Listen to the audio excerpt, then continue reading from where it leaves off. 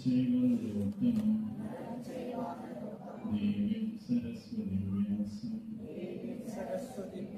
തതോ ജയമുദിരേ നഷ്ടപ്രായേഷു ഭദ്രേഷു നിത്യം ഭാഗവത സേവയാ ഭഗവതീരുത്തമ ശ്ലോകേ ഭക്തിർഭവതി നൈഷ്ഠികേ മൂകം കരോതി വാചാലം അംഗം ലംഘേ ദേഹിരം യത്കൃപാതമഹം വന്ദേ ശ്രീ ഗുരു ദീനതാരിണം ശ്രീ ചൈതന്യമീശ്വരം ശ്രീ പരമാനന്ദ മാധവ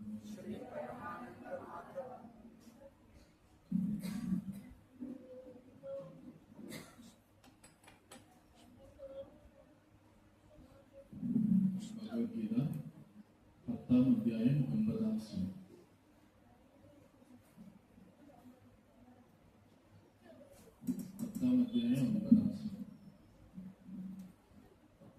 മച്ചിത്താമഗത പ്രാണ ബോധയന്ത പരസ്പരം കഥയന്തശ്ച മാം നിത്യം തുഷ്യന്തി ച രമന്തി ച. മച്ചിത്താമഗത പ്രാണ ബോധയന്ത പരസ്പരം കഥയന്തശ്ച മാം നിത്യം തുഷ്യന്തി ച രമന്തി ച. മച്ചിത്താമഗത പ്രാണ ബോധയന്ത പരസ്പരം കഥയന്തശ്ച മാം നിത്യം തുഷ്യന്തി ച രമന്തി ച. മച്ചിത്താമഗത പ്രാണ ബോധയന്തഃ പരസ്പരം കഥയന്തശ്ച മാം നിത്യം തുഷ്യന്തി ച രമന്തി ച. മച്ചിത്താമഗത പ്രാണ ബോധയന്തഃ പരസ്പരം കഥയന്തശ്ച മാം നിത്യം തുഷ്യന്തി ച രമന്തി ച. മച്ചിത്താമഗത പ്രാണ ബോധയന്തഃ പരസ്പരം കഥയന്തശ്ച മാം നിത്യം തുഷ്യന്തി ച രമന്തി ച. മച്ചിത്താമഗത പ്രാണ ബോധയന്തഃ പരസ്പരം കഥയന്തശ്ച മാം നിത്യം തുഷ്യന്തി ച രമന്തി ച. മച്ചിത്താമഗത പ്രാണ ബോധയന്തഃ പരസ്പരം കഥയന്തശ്ച മാം നിത്യം തുഷ്യന്തി ച രമന്തി ച.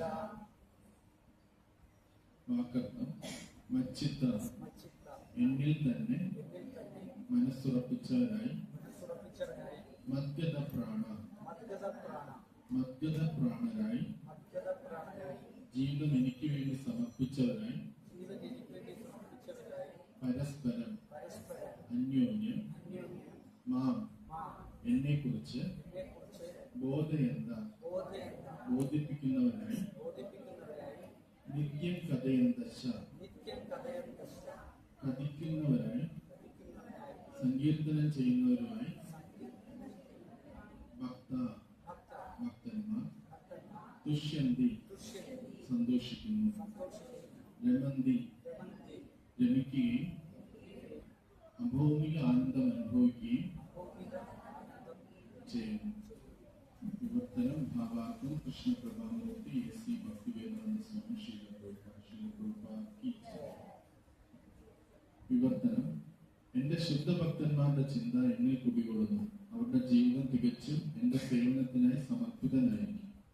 എന്നെക്കുറിച്ചുള്ള സംഭാഷണങ്ങളിൽ ഏർപ്പെട്ട് പരസ്പരം ബോധദീപ്തരാകുക വഴി അവർ സംതൃപ്തിയും ആനന്ദവും അനുഭവിക്കുന്നു. ഭാവാർത്ഥം: ഇവിടെ വിവരിച്ചിട്ടുള്ള സ്വഭാവത്തോടുകൂടി ശുദ്ധഭക്തന്മാർ ഇന്ദ്രിയാതീതമായ പ്രേമത്തോടുകൂടി ഭഗവത് സേവനത്തിൽ തികച്ചും വ്യാപൃതരായിരിക്കും. അവരുടെ മനസ്സുകളെ കൃഷ്ണന്റെ ചരണകമലങ്ങളിൽ നിന്ന് പിന്തിരിപ്പിക്കാൻ കഴിയില്ല. അവരുടെ സംഭാഷണം ആധ്യാത്മിക വിഷയങ്ങളെക്കുറിച്ച് മാത്രമായിരിക്കും. ശുദ്ധഭക്തന്മാരുടെ ലക്ഷണങ്ങൾ ഈ ശ്ലോകത്തിൽ പ്രത്യേകിച്ച് വിവരിക്കുന്നുണ്ട്. കൃഷ്ണഭക്തന്മാർ ദിവസേന 24 മണിക്കൂറും ഭഗവാന്റെ ഗുണങ്ങളെയും ലീലകളെയും കീർത്തിച്ചുകൊണ്ടിരിക്കും. അവരുടെ ജീവനും മനസ്സും സദാ കൃഷ്ണനിൽ മുഴുകിയിരിക്കുകയാണ്. മറ്റു ഭക്തന്മാരുമായി ഭഗവാനെ പറ്റി ചർച്ച ചെയ്യുന്നതിൽ അവർ ആനന്ദം കണ്ടെത്തുന്നു. ഭക്തിയുത സേവനത്തിന്റെ പ്രഥമ ഘട്ടത്തിൽ അതിൽ നിന്ന് ലഭ്യമായ ദിവ്യമായ ആനന്ദത്തെ അവർ ആസ്വദിക്കുന്നു. പരിപക്വമായ അവസ്ഥയിൽ അവർ ഭഗവത് പ്രേമത്തിൽ സ്ഥിതി ചെയ്യുന്നു. ആ അതീന്ദ്രിയ അവസ്ഥയിൽ എത്തിയവർക്ക് സ്വതാമസ്ഥനായ ഭഗവാന്റെ നിതാന്ത പൂർണ്ണത അനുഭവിക്കാനാകും. ആധ്യാത്മിക ഭക്തിയുത സേവനത്തെ ജീവാത്മാവിന്റെ ഹൃദയത്തിൽ ചെയ്യുന്ന ഒരു ബീജാവാദത്തോടെയാണ് ചൈതന്യ മഹാപ്രഭു ഉപയോഗിക്കുന്നത്. ഈ വിശ്വത്തിന്റെ ഗ്രഹയുദ്ധങ്ങളിലൂടെ സഞ്ചരിച്ചുകൊണ്ടിരിക്കുന്ന ജീവസത്തകൾക്ക് എണ്ണമില്ല. അവരിൽ തന്നെ കുറച്ചു പേർക്ക് ഒരു ശുദ്ധഭക്തനെ കണ്ടുമുട്ടാനും അങ്ങനെ ഭക്തിയുത സേവനത്തെ കുറിച്ച് അറിയാനും ഭാഗ്യമുണ്ടാകാറുള്ളൂ. ഒരു വിത്ത് പോലെയാണ് ഈ ഭക്തിയുത സേവനം. ജീവസത്തയുടെ ഹൃദയത്തിൽ ഈ ബീജം നട്ടു കഴിഞ്ഞ ശേഷം ആ ജീവാത്മാവ് ഹരേ കൃഷ്ണ കൃഷ്ണ കൃഷ്ണ ഹരേ ഹരേ ഹരേ രാമ രാമ രാമ ഹരേ ഹരേ എന്ന മന്ത്രോച്ചാരണം ചെയ്തും കൊണ്ടും കേട്ടുകൊണ്ടിരുന്നാൽ ഈ വിത്ത് മുളച്ചു വരും. ഒരു വിത്ത് പതിവായി നനച്ചുകൊണ്ടിരുന്നത് എന്ന പോലെ ഭക്തിയുത സേവനത്തിന്റെ ആധ്യാത്മികമായ ചെടിയും ക്രമേണ വളർന്ന് ഭൗതിക ലോകത്തിന്റെ തോട് കുളച്ച് പരംവ്യോമത്തിൽ ബ്രഹ്മജ്യോതിസിനോളം എത്തും. ആ പരംവ്യോമത്തിലും അത് വളർന്ന് ഗോലോക വൃന്ദാവനം എന്ന പേരുള്ള കൃഷ്ണന്റെ സർവോത്കൃഷ്ട ലോകത്തിലും ഉയരുന്നു. അവസാനം അത് കൃഷ്ണന്റെ പാതാരവിന്ദങ്ങളെ ആശ്രയിച്ച് വിശ്രമിക്കുകയും ചെയ്യുന്നു. ഈ വിധത്തിൽ ഒരു വൃക്ഷത്തിന് ക്രമേണ പൂക്കളും കായ്ക്കളും ഉണ്ടാകുന്നത് പോലെ ഭക്തിയുത സേവനമാകുന്ന ലതയും പൂക്കുകയും കായ്ക്കുകയും ചെയ്യുന്നു. അപ്പോഴും ശ്രവണ കീർത്തനങ്ങളോടുള്ള ജലസേവനം തുടർന്നു പോരണം. ചൈതന്യ ചരിതാമൃതത്തിൽ ഈ ലതയെക്കുറിച്ച് വിവരിച്ചിട്ടുണ്ട്. മധ്യലീല അധ്യായം 19. ഭക്തിയുത സേവനമാകുന്ന ഈ ലത ഭഗവത് ചരണങ്ങളിൽ എത്തിച്ചേരുമ്പോൾ ഭക്തൻ ഭഗവത് പ്രേമത്തിൽ ലയിക്കുന്നു. പിന്നീട് അയാൾക്ക് മത്സ്യത്തിന് വെള്ളം കൂടാതെ ജീവിക്കാൻ കഴിയാത്ത പോലെ ഭഗവത് സന്നിധിയിൽ നകർന്ന് ജീവിക്കാനാവില്ല എന്നാണ് അതിൽ പറയുന്നത്. ആ നിലയിൽ ഭക്തന് പരമപ്രഭുവുമായുള്ള സമ്പർക്കത്താൽ ആധ്യാത്മിക ഗുണവിശേഷങ്ങളെല്ലാം കൈവരുന്നു.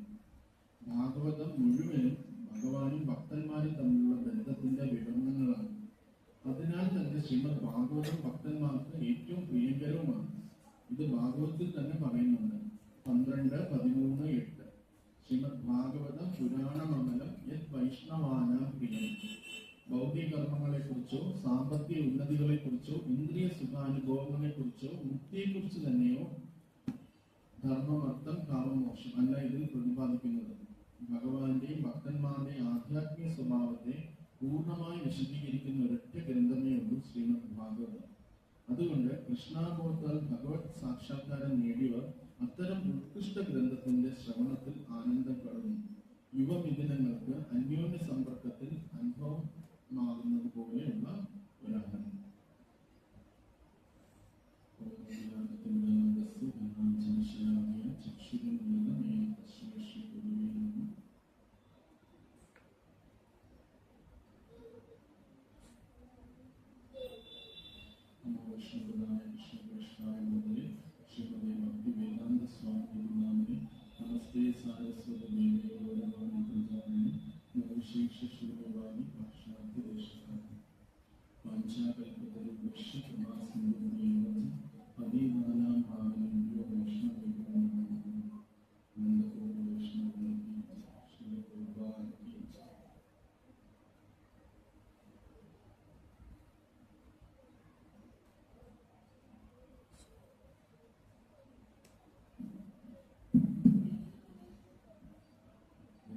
എല്ലാവർക്കും അറിയാവുന്നൊരു ശ്ലോകമാണ്. ഭഗവത്ഗീതയിലെ പ്രശസ്തമായ ഒരു ശ്ലോകം തന്നെയാണ്. ഭഗവത്ഗീതയുടെ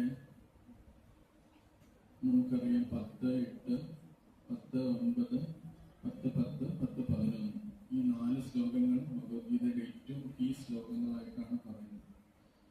കാരണം എന്തെന്ന് വെച്ചാൽ ഈ ശ്ലോകത്തിന് ശേഷമാണ് അർജുനൻ തിരിച്ച് ഭഗവാനോട് പറയുന്നത്, അങ്ങ് പറഞ്ഞതെല്ലാം എനിക്ക് പൂർണ്ണമായി ബോധ്യമായി. അങ്ങാണ് പരമമായ ധാമവും പരമമായ സ്ഥാനവും പരമമായ പവിത്ര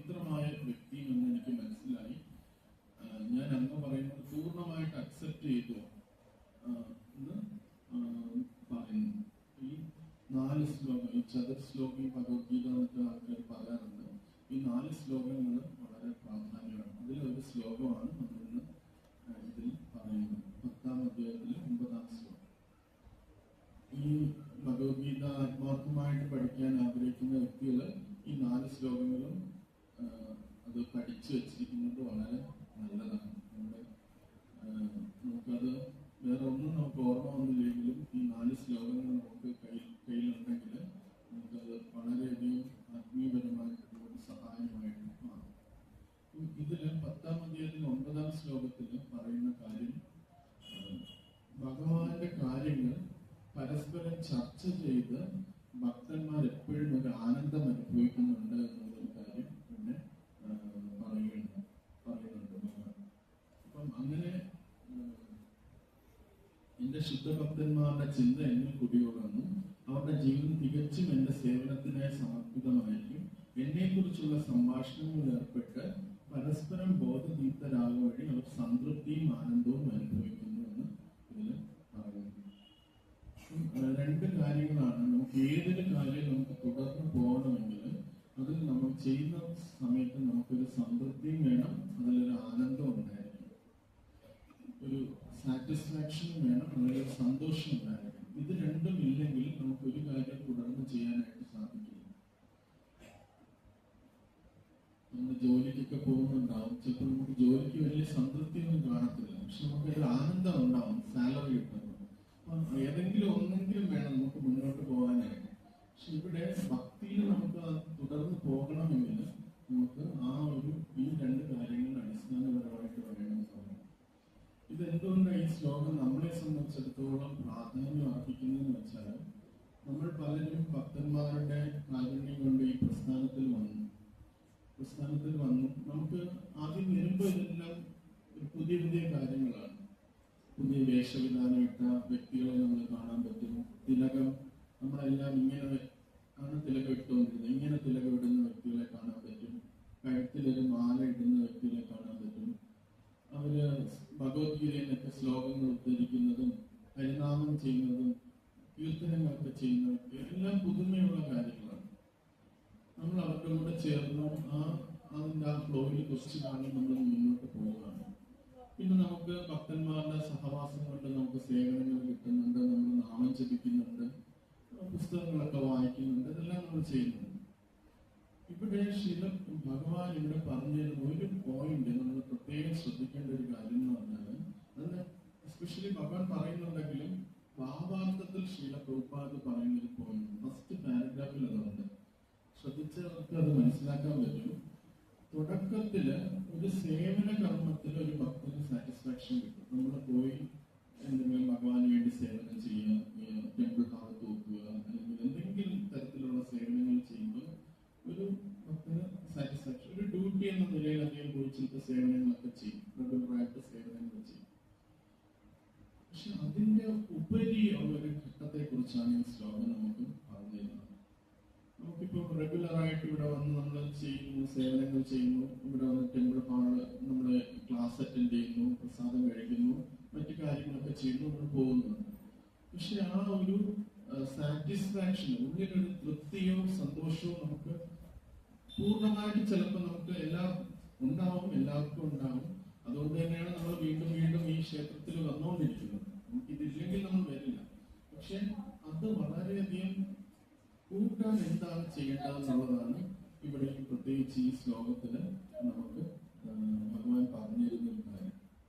അപ്പൊ അത് നമ്മൾ ആ ഒരു തത്വം മനസ്സിലാക്കി കഴിഞ്ഞാൽ നമുക്ക് ഇതിൽ ഉത്സാഹത്തോടെ നിൽക്കാനായിട്ട് സാധിക്കും. അപ്പൊ ആ ഉത്സാഹം വേണമെങ്കിൽ മാത്രമേ നമുക്ക് തുടർന്ന് നിൽക്കാനായിട്ട് സാധിക്കുള്ളൂ.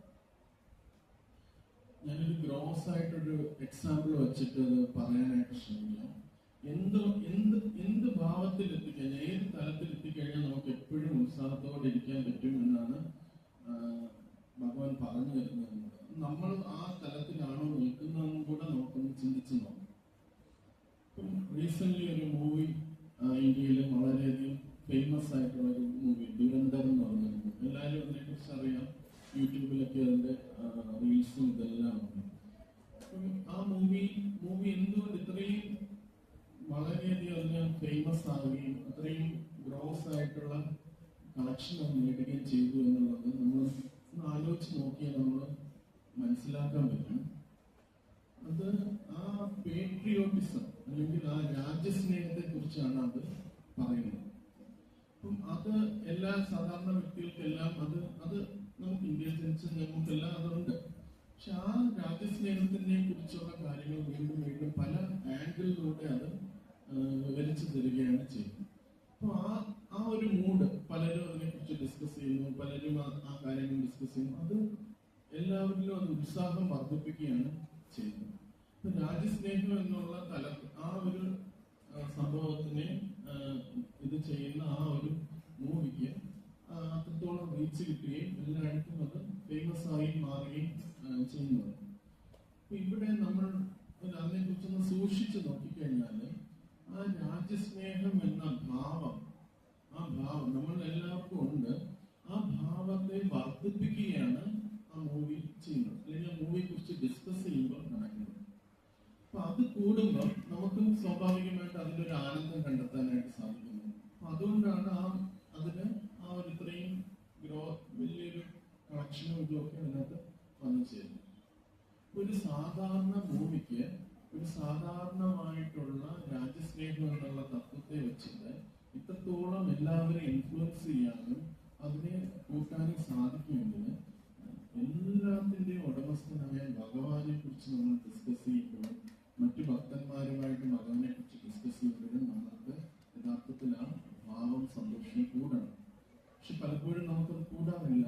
കാരണം നമ്മൾ അതിന് ഒരു ആത്മാർത്ഥമായിട്ടുള്ള ശ്രമം നമ്മൾ പലപ്പോഴും ചെയ്യാറില്ല. അതുകൊണ്ടാണ് അങ്ങനെ കൂടാത്തത്.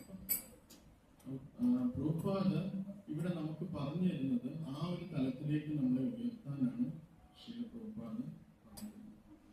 ഞാൻ പറഞ്ഞ എക്സാമ്പിൾ അത് മനസ്സിലായോ എന്നറിയില്ല. ആ ഒരു എന്താണ് അവർക്ക് അത്രയും അതിന് ഹൈപ്പ് കിട്ടുകയും അത്രയും അതിന് ഒരു പ്രൊമോഷൻ കിട്ടുകയും ചെയ്യുന്നത് വെച്ചാൽ നമ്മുടെ എല്ലാവരുടെ ഉള്ളിലും ആ ഒരു രാജ്യസ്നേഹമുണ്ട്. ആ രാജ്യസ്നേഹത്തെ അത് വളർത്തുകയാണ് ചെയ്യുന്നത്. അതേപോലെ നമ്മളുടെ എല്ലാവരുടെ ഹൃദയത്തിലും ഈശ്വരനോടുള്ള പരിശുദ്ധമായ ഭക്തിയുണ്ട്. നമുക്കത് പുറത്ത് അറിയുന്നില്ലെന്നേ ഉള്ളൂ, നമുക്ക് അങ്ങനെ ആ ഒരു ഫീലിങ്സ് നമുക്ക് തോന്നുന്നില്ലെന്നേ ഉള്ളൂ. പക്ഷെ അത് ഈ പരിശുദ്ധ ഭക്തന്മാരുടെ ബുക്സുകളും പരിശുദ്ധ ഭക്തന്മാരെങ്ങനെയാണ് ഈശ്വരനുമായിട്ട് ഇടപഴകുന്നതും ഇതെല്ലാം നമ്മൾ കാണുകയും മനസ്സിലാക്കുകയും അതിനെക്കുറിച്ച് ചർച്ച ചെയ്യുകയും ചെയ്യുകയാണെങ്കിൽ നമുക്കും അത് വർദ്ധിപ്പിക്കാനായിട്ട് കഴിയും. ഒരു ചെറിയ രാജ്യത്ത് ചെറിയ സംഭവങ്ങൾ നടക്കുന്നതിന് ഇത്രത്തോളം ആനന്ദം നമുക്ക് കിട്ടുമെങ്കിൽ എല്ലാ പ്രപഞ്ചത്തിന്റെയും അസ്തിത്വത്തില് നിലനിൽക്കുന്ന ഭഗവാന്റെ ആക്ടിവിറ്റീസിനും നമുക്ക് എന്തുമാത്രം സന്തോഷം നമുക്ക് തരാനായിട്ട് സാധിക്കും. പക്ഷെ നമ്മൾ ആ ഒരു ഇതിലേക്ക് കണക്റ്റഡ് ആവാത്തതുകൊണ്ടാണ് നമുക്ക് ആ ഒരു സന്തോഷം കിട്ടാത്തത്. പക്ഷെ പരിശുദ്ധ പ്രഭുപാദ് അങ്ങനെയുള്ള വ്യക്തികളെയൊക്കെ നമ്മൾ നോക്കിക്കഴിഞ്ഞാൽ അവർ അതുമായിട്ട് കണക്റ്റഡ് ആണ്, ആ ഭഗവാനുമായിട്ട് കണക്റ്റഡ് ആണ്. ഇപ്പൊ നമുക്ക് ഒരു നല്ലൊരു രാജ്യസ്നേഹിക്ക് ഇങ്ങനെ ഒരു മൂവി കണ്ടാൽ എന്തുമാത്രം സന്തോഷം കിട്ടുമോ അതിന്റെ എത്രയോ ഇൻഫിനിറ്റ് ലെവലിലാണ് ശ്രീല പ്രഭുപാദിന് ഭഗവാനുമായിട്ട് ഇടപഴകുമ്പോൾ കിട്ടുന്ന ആ ഒരു സന്തോഷം നമ്മൾ മനസ്സിലാക്കണം. ഞാൻ അതിനെ കണക്ട് ചെയ്യാനായിട്ട് ശ്രമിക്കുകയാണ്, ആ പോയിന്റ് ഇതിലേക്ക് കൊണ്ടുവരാനായിട്ട് ഞാൻ ശ്രമിക്കുകയാണ്. അപ്പൊ അത് മനസ്സിലാക്കി കഴിഞ്ഞാൽ നമുക്കും ആ ഒരു തലത്തിലുള്ള സന്തോഷം അനുഭവിക്കാനായിട്ട്. അപ്പൊ നമ്മൾ ആ ഒരു ഭാവത്തിലേക്ക് കടക്കാൻ ശ്രമിക്കാത്തത് കൊണ്ടാണ് നമുക്ക് കുറച്ച് നാളെ ഇസ്കോണിൽ വന്ന് കുറച്ച് നാൾ സേവനങ്ങളൊക്കെ ചെയ്തു കഴിഞ്ഞ് നമ്മളൊരു സ്വയം ആ ഒരു വളർച്ചയ്ക്ക് നമ്മൾ ശ്രമിച്ചില്ലെങ്കിൽ നമുക്കിതൊരു യാന്ത്രികമായിട്ട് അനുഭവപ്പെട്ടു. എല്ലാ ദിവസവും എല്ലാ ആഴ്ചയും വന്ന് ക്ലാസ് കേൾക്കുന്നു, പ്രസാദം കഴിക്കുന്നു, കുറച്ച് പുസ്തകങ്ങൾ വായിക്കുന്നു, എന്തെങ്കിലും പ്രോഗ്രാംസ് ഉണ്ടെങ്കിൽ അറ്റൻഡ് ചെയ്യുന്നു, പോകുന്നു. അതിങ്ങനെ ഒരു റൊട്ടീനായിട്ട് നമ്മൾ പോകുന്നു. പക്ഷെ ആചാര്യന്മാർ എങ്ങനെയാണ് ആ ഭഗവാനുമായിട്ടുള്ള ബന്ധത്തിൽ ഉണ്ടാക്കുന്ന സന്തോഷം കിട്ടുന്നതെന്ന് നമ്മൾ മനസ്സിലാക്കി കഴിഞ്ഞാൽ നമുക്കും ആ തലത്തിലേക്ക് ഉയരാനായിട്ട് സാധിക്കും. ഇപ്പം ഒരു സാധാരണ ഒരു വ്യക്തി കുറച്ച് രാജ്യസ്നേഹമുള്ള ഒരു വ്യക്തി ആ മൂവി കാണുമ്പോഴത്തേക്കും അവരുടെ രാജ്യസ്നേഹം കൂടുന്ന പോലെ നമുക്ക് ഭക്തന്മാർ എങ്ങനെയാണ് ഭഗവാനുമായിട്ട് ഇടപഴകുന്നതെന്ന് മനസ്സിലാക്കി കഴിഞ്ഞാൽ അതിലും ഒരുപാട് നമുക്ക് ആനന്ദം വർദ്ധിപ്പിക്കാനായിട്ട് പറ്റും. ശ്രീല പ്രഭുപാദും അദ്ദേഹം അത്രയും ഹയസ്റ്റ് ലെവലിലുള്ള വ്യക്തിയാണെങ്കിൽ പോലും ഇത്രയും ഭഗവാനുമായിട്ട് പ്രഭുപാദുമായിട്ടുള്ള കണക്ഷൻ ഉണ്ടെങ്കിൽ പോലും പ്രഭുപാദിന്റെ ശിഷ്യന്മാരുടെ ഭക്തി കണ്ട് ഇൻസ്പയർഡ് ആയിട്ടുണ്ട് പല സന്ദർഭത്തിൽ. ഞാൻ 2 ദിവസം മുമ്പ് ഒരു ഇതിൽ വായിച്ചാണ്, പ്രഭുപാദിന്റെ ഒരു ശിഷ്യനുണ്ട് ജയാനന്ദദാസ് എന്ന് പറഞ്ഞു. നമുക്ക് ഈ രഥയാത്രയൊക്കെ വയ്ക്കുമ്പോൾ, രഥയാത്രയൊക്കെ കൊണ്ടുപോകുമ്പോൾ അദ്ദേഹത്തിന്റെ പിക്ചർ അതിനകത്ത് വയ്ക്കാറുണ്ട്. പ്രഭുപാദ് നിഷ്കർഷിച്ചാണ് അദ്ദേഹത്തിന്റെ പിക്ചർ. നമ്മൾ പല പല വൈഷ്ണവ ആചാര്യന്മാരുടെ ജന്മദിനവും അവരുടെ തിരോഭാവ ദിനവും പറയാറുണ്ട്. പക്ഷെ പ്രഭുപാദ് തന്റെ ഒരു ശിഷ്യന്റെ ഒരു തിരോഭാവ ദിനം, ഡിസപ്പിയറൻസ് ഡേയെ ഒരു വൈഷ്ണവ ഫെസ്റ്റിവലായിട്ട് ഇത് ചെയ്യാനായിട്ട് പറയാം. നമുക്ക് ഫാസ്റ്റിംഗ് ഇല്ലെങ്കിലും അതിനെ നമ്മൾ വൈഷ്ണവ കലണ്ടറിൽ രേഖപ്പെടുത്തിയിട്ടുണ്ട്. ഒരേ ഒരു ശിഷ്യന്റെ ഡിസപ്പിയറൻസ് ആണ് പ്രഭുപാദ് അതൊരു വൈഷ്ണവ ഒരു ഫെസ്റ്റിവൽ ഡേ ആയിട്ട് അത്രത്തോളം അദ്ദേഹത്തിന് പ്രിയപ്പെട്ട ഒരു ശിഷ്യനാണ്. ജയനന്ദ പ്രഭു ഒരു എഞ്ചിനീയറാണ്. പക്ഷെ ആ സമയത്ത് അദ്ദേഹം ക്ഷേത്രത്തിനുമായിട്ട് പൂർണ്ണമായിട്ട് നിൽക്കണം എന്നുള്ളതുകൊണ്ട് അദ്ദേഹം ആ ജോബ് ഉപേക്ഷിച്ച് ഒരു ഡ്രൈവറായിട്ട് മാറുകയും ക്ഷേത്രത്തിന് വേണ്ടി പൂർണ്ണമായിട്ട് അദ്ദേഹത്തിന്റെ ഭാവം എന്ന് പറഞ്ഞാൽ, ഇപ്പൊ ആരെങ്കിലും തമ്മിൽ എന്തെങ്കിലും അങ്ങോട്ടും ഇങ്ങോട്ടും കുറ്റങ്ങൾ പറയുകയാണെങ്കിൽ അദ്ദേഹം അവിടെ നിൽക്കില്ല, അദ്ദേഹം അവിടെ നിന്ന് പോയിക്കളയും. ആരെങ്കിലും അദ്ദേഹത്തിനെ ഗ്ലോറിഫൈ ചെയ്യുകയാണെങ്കിലും അദ്ദേഹം അവിടെ നിൽക്കില്ല, അദ്ദേഹം അവിടെ നിന്ന് പോകും. പക്ഷെ വേറെ ആൾക്കാരെ ഗ്ലോറിഫൈ ചെയ്യണമെങ്കിൽ അദ്ദേഹം അവിടെ ഉണ്ടാവും. പിന്നെ നമ്മളിപ്പോ ഒരു ടെമ്പിളില് ഒരു സർവീസ് കൊടുക്കുകയാണ്, പലർക്കും പല പല സർവീസ് കൊടുക്കുകയാണ്. ആരും എടുക്കാത്ത സർവീസാണ് അദ്ദേഹം എടുക്കുന്നത്. കാരണം എല്ലാവരും അവർക്ക് ഇഷ്ടപ്പെട്ട സർവീസ് എടുക്കും. പക്ഷെ ഇല്ലാത്തൊരു സർവീസ്, ആർക്കും വേണ്ട എന്നുള്ള ഒരു സർവീസ് അദ്ദേഹം ഏറ്റെടുക്കുന്നു. അത്രയും പ്രിയപ്പെട്ട അദ്ദേഹത്തിന് ഒരു യങ് ഏജിൽ തന്നെ ക്യാൻസർ വരികയും, ക്യാൻസർ വന്നിട്ട് അവിടുത്തെ ഗവൺമെന്റ് ആ ആരോഗ്യ പദ്ധതി പ്രകാരം അദ്ദേഹത്തിന് ഒരു ധനസഹായം കൊടുക്കുകയും ചെയ്തു. പക്ഷെ അദ്ദേഹം മനസ്സിലാക്കി ഈ ധനസഹായം കൊണ്ടും എന്റെ ക്യാൻസർ, കാരണം അദ്ദേഹം ഫുൾ വ്യാപിച്ചു വരുന്നു, മാർക്കറ്റില്ല. അപ്പൊ അദ്ദേഹം എന്ത് ചെയ്തു എന്ന് പറഞ്ഞാല് പ്രഭുപാദിനോട് പറയാതെ തന്നെ തനിക്ക് കിട്ടിയ ധനം ക്ഷേത്രത്തിന് വേണ്ടി കൊടുക്കുകയും ചെയ്തു. ഇത് പിന്നാണ് പ്രഭുപാദ് അറിയുന്നത്. അപ്പൊ പ്രഭുപാദ് ലെറ്റർ അയച്ചു, ഞാൻ ധനം നിനക്ക് തിരിച്ചു തരാമെന്നുള്ള രീതിയിൽ പറയുകയും ആ വ്യക്തി പ്രഭുപാദിന്റെ പിക്ചർ ഇങ്ങനെ നെഞ്ചത്തോട്ട് വെച്ചിട്ടാണ് അദ്ദേഹം മരിച്ചു പോയത്. അപ്പൊ അത്തരം ഒരു ഭക്തനെ കുറിച്ച് പ്രഭുപാദിന് ഭയങ്കര സ്നേഹമായിരുന്നു. ഒരു വേളയിലും പ്രഭുപാദിനെ കൊണ്ട് ഈ യാത്ര വണ്ടി ഇങ്ങനെ കൊണ്ടുപോകുന്ന സമയത്ത് പ്രഭുപാദ് ജയാനന്ദ പ്രഭുവിനെ ഭയങ്കര ഇഷ്ടമാണ്. അദ്ദേഹം ഇങ്ങനെ പറഞ്ഞു, നീ വണ്ടി ഓടിക്കുന്ന സമയത്ത് നാമം ജപിച്ചുകൊണ്ടിരിക്കുന്നു എന്ന രീതിയിൽ ഇങ്ങനെ പ്രഭുപാദ് പറഞ്ഞു. വേറൊരു വേളയിൽ പ്രഭുപാദിനെ കൊണ്ട് ആ ഒരു ടെമ്പിൾ ഹാളിന് മുമ്പില് ജയാനന്ദ പ്രഭു ഇറങ്ങിയിട്ട് ഇദ്ദേഹം ഇങ്ങോട്ട് പ്രഭുപാദ് വന്ന് വ്യാസാസനത്തിൽ ക്ലാസ് എടുക്കുകയാണ്. ക്ലാസ് എടുക്കാനായിട്ട് തുടങ്ങുന്നതിന് മുമ്പ് പ്രഭുപാദ് ഇവിടെ എല്ലാം നോക്കിയപ്പോഴത്തേന് ജയനന്ദ പ്രഭു കയറി വന്നിട്ടുണ്ട്. അദ്ദേഹം അവിടെ പാർക്ക് ചെയ്യാൻ നോക്കി. അപ്പം വേർ ഇസ് ജയനന്ദ എന്ന് ചോദിച്ചു. അപ്പം ഡിവോട്ടീസ് പറഞ്ഞ് അദ്ദേഹം അവിടെ പാർക്ക് ചെയ്യാണെന്ന് പറഞ്ഞു. അപ്പൊ പ്രഭുപാദ് ക്ലാസ് എടുത്തില്ല, അവിടെ വെയിറ്റ് ചെയ്തു. വ്യാസാസനത്തിൽ അങ്ങനെ ഇരുന്ന് വെയിറ്റ് ചെയ്തിട്ട് ജയനന്ദ പ്രഭു കയറി വന്നപ്പോഴാണ് പ്രഭുപാദ് ക്ലാസ് എടുക്കുന്നത്. കയറി വന്നപ്പോഴത്തേക്ക് പ്രഭുപാദ് അദ്ദേഹത്തിന്റെ ശിഷ്യനോടുള്ള അത്രയും സ്നേഹം കൊണ്ട് Jayananda, you look like Chaitanya, not Chaitanya മഹാപ്രഭുവിനെ പോലെയാണ് അങ്ങ് ഇരിക്കുന്നതെന്ന് ശ്രീ പ്രഭുപാദ്. അപ്പൊ അദ്ദേഹം അത്രയും ഒരു ലജ്ജയുള്ള ഡിവോട്ടിയാണ്. പെട്ടെന്ന് അത് കേട്ടപ്പോ അദ്ദേഹത്തിന്റെ മുഖമൊക്കെ വല്ലാതായി, നാണത്തിലായി. ഞാൻ പറയാൻ വന്നത്, പ്രഭുപാദിനെ പോലെ അത്രയും ഹയസ്റ്റ് സ്റ്റാൻഡേർഡ് നിൽക്കുന്ന ഒരു ഡിവോട്ടിക്ക് പോലും മറ്റുള്ളവരുടെ ഭക്തി കണ്ട് ഇൻസ്പയർഡ് ആവാനായിട്ട് സാധിക്കുന്നുണ്ട് എന്നുള്ളത് നമുക്ക് മനസ്സിലാക്കാം. നമുക്ക് ചുറ്റും എത്ര ഭക്തന്മാരുണ്ട്, എത്ര ഡിവോട്ടീസ്, ഉന്നത ഭക്തന്മാരുണ്ട്, പല രീതിയിൽ സേവനം ചെയ്യുന്ന ഭക്തന്മാരുണ്ട്.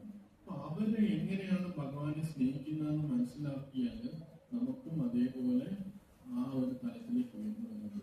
പലപ്പോഴും നമ്മളത് നമ്മുടെ ഭക്തിയും നമ്മൾ ചെയ്യുന്ന കാര്യങ്ങളാണ് എപ്പോഴും നമ്മുടെ കോൺഷ്യസ്നെസ് ഉള്ളത്. നമ്മൾ ചെയ്യുന്ന പെർഫെക്റ്റ് ആണ്, നമ്മളാണ് ചെയ്യുന്നത് എന്നുള്ളൊരു ബോധ്യമാണ് നമുക്കുള്ളത്. പക്ഷെ അതേപോലെ അതിന് ചിലപ്പോൾ ഉയർന്ന നിലവാരത്തിൽ മറ്റു ഭക്തന്മാര് ഭക്തി പരിശീലിക്കുന്നുണ്ടാവും. ഇപ്പൊ നമ്മുടെ കണ്ണ് തുറന്ന് അത് നമ്മൾ നോക്കിക്കഴിഞ്ഞാൽ അവരെന്ത് സ്നേഹത്തോടു കൂടിയാണ് ഭഗവാനെ ഇത് ചെയ്യുന്നത്. ഇപ്പൊ നമുക്ക് ഇവിടെ നോക്കിക്കഴിഞ്ഞാൽ തന്നെ ഈ ഭഗവാന് ടർബൻ വെച്ചിട്ടുണ്ട്.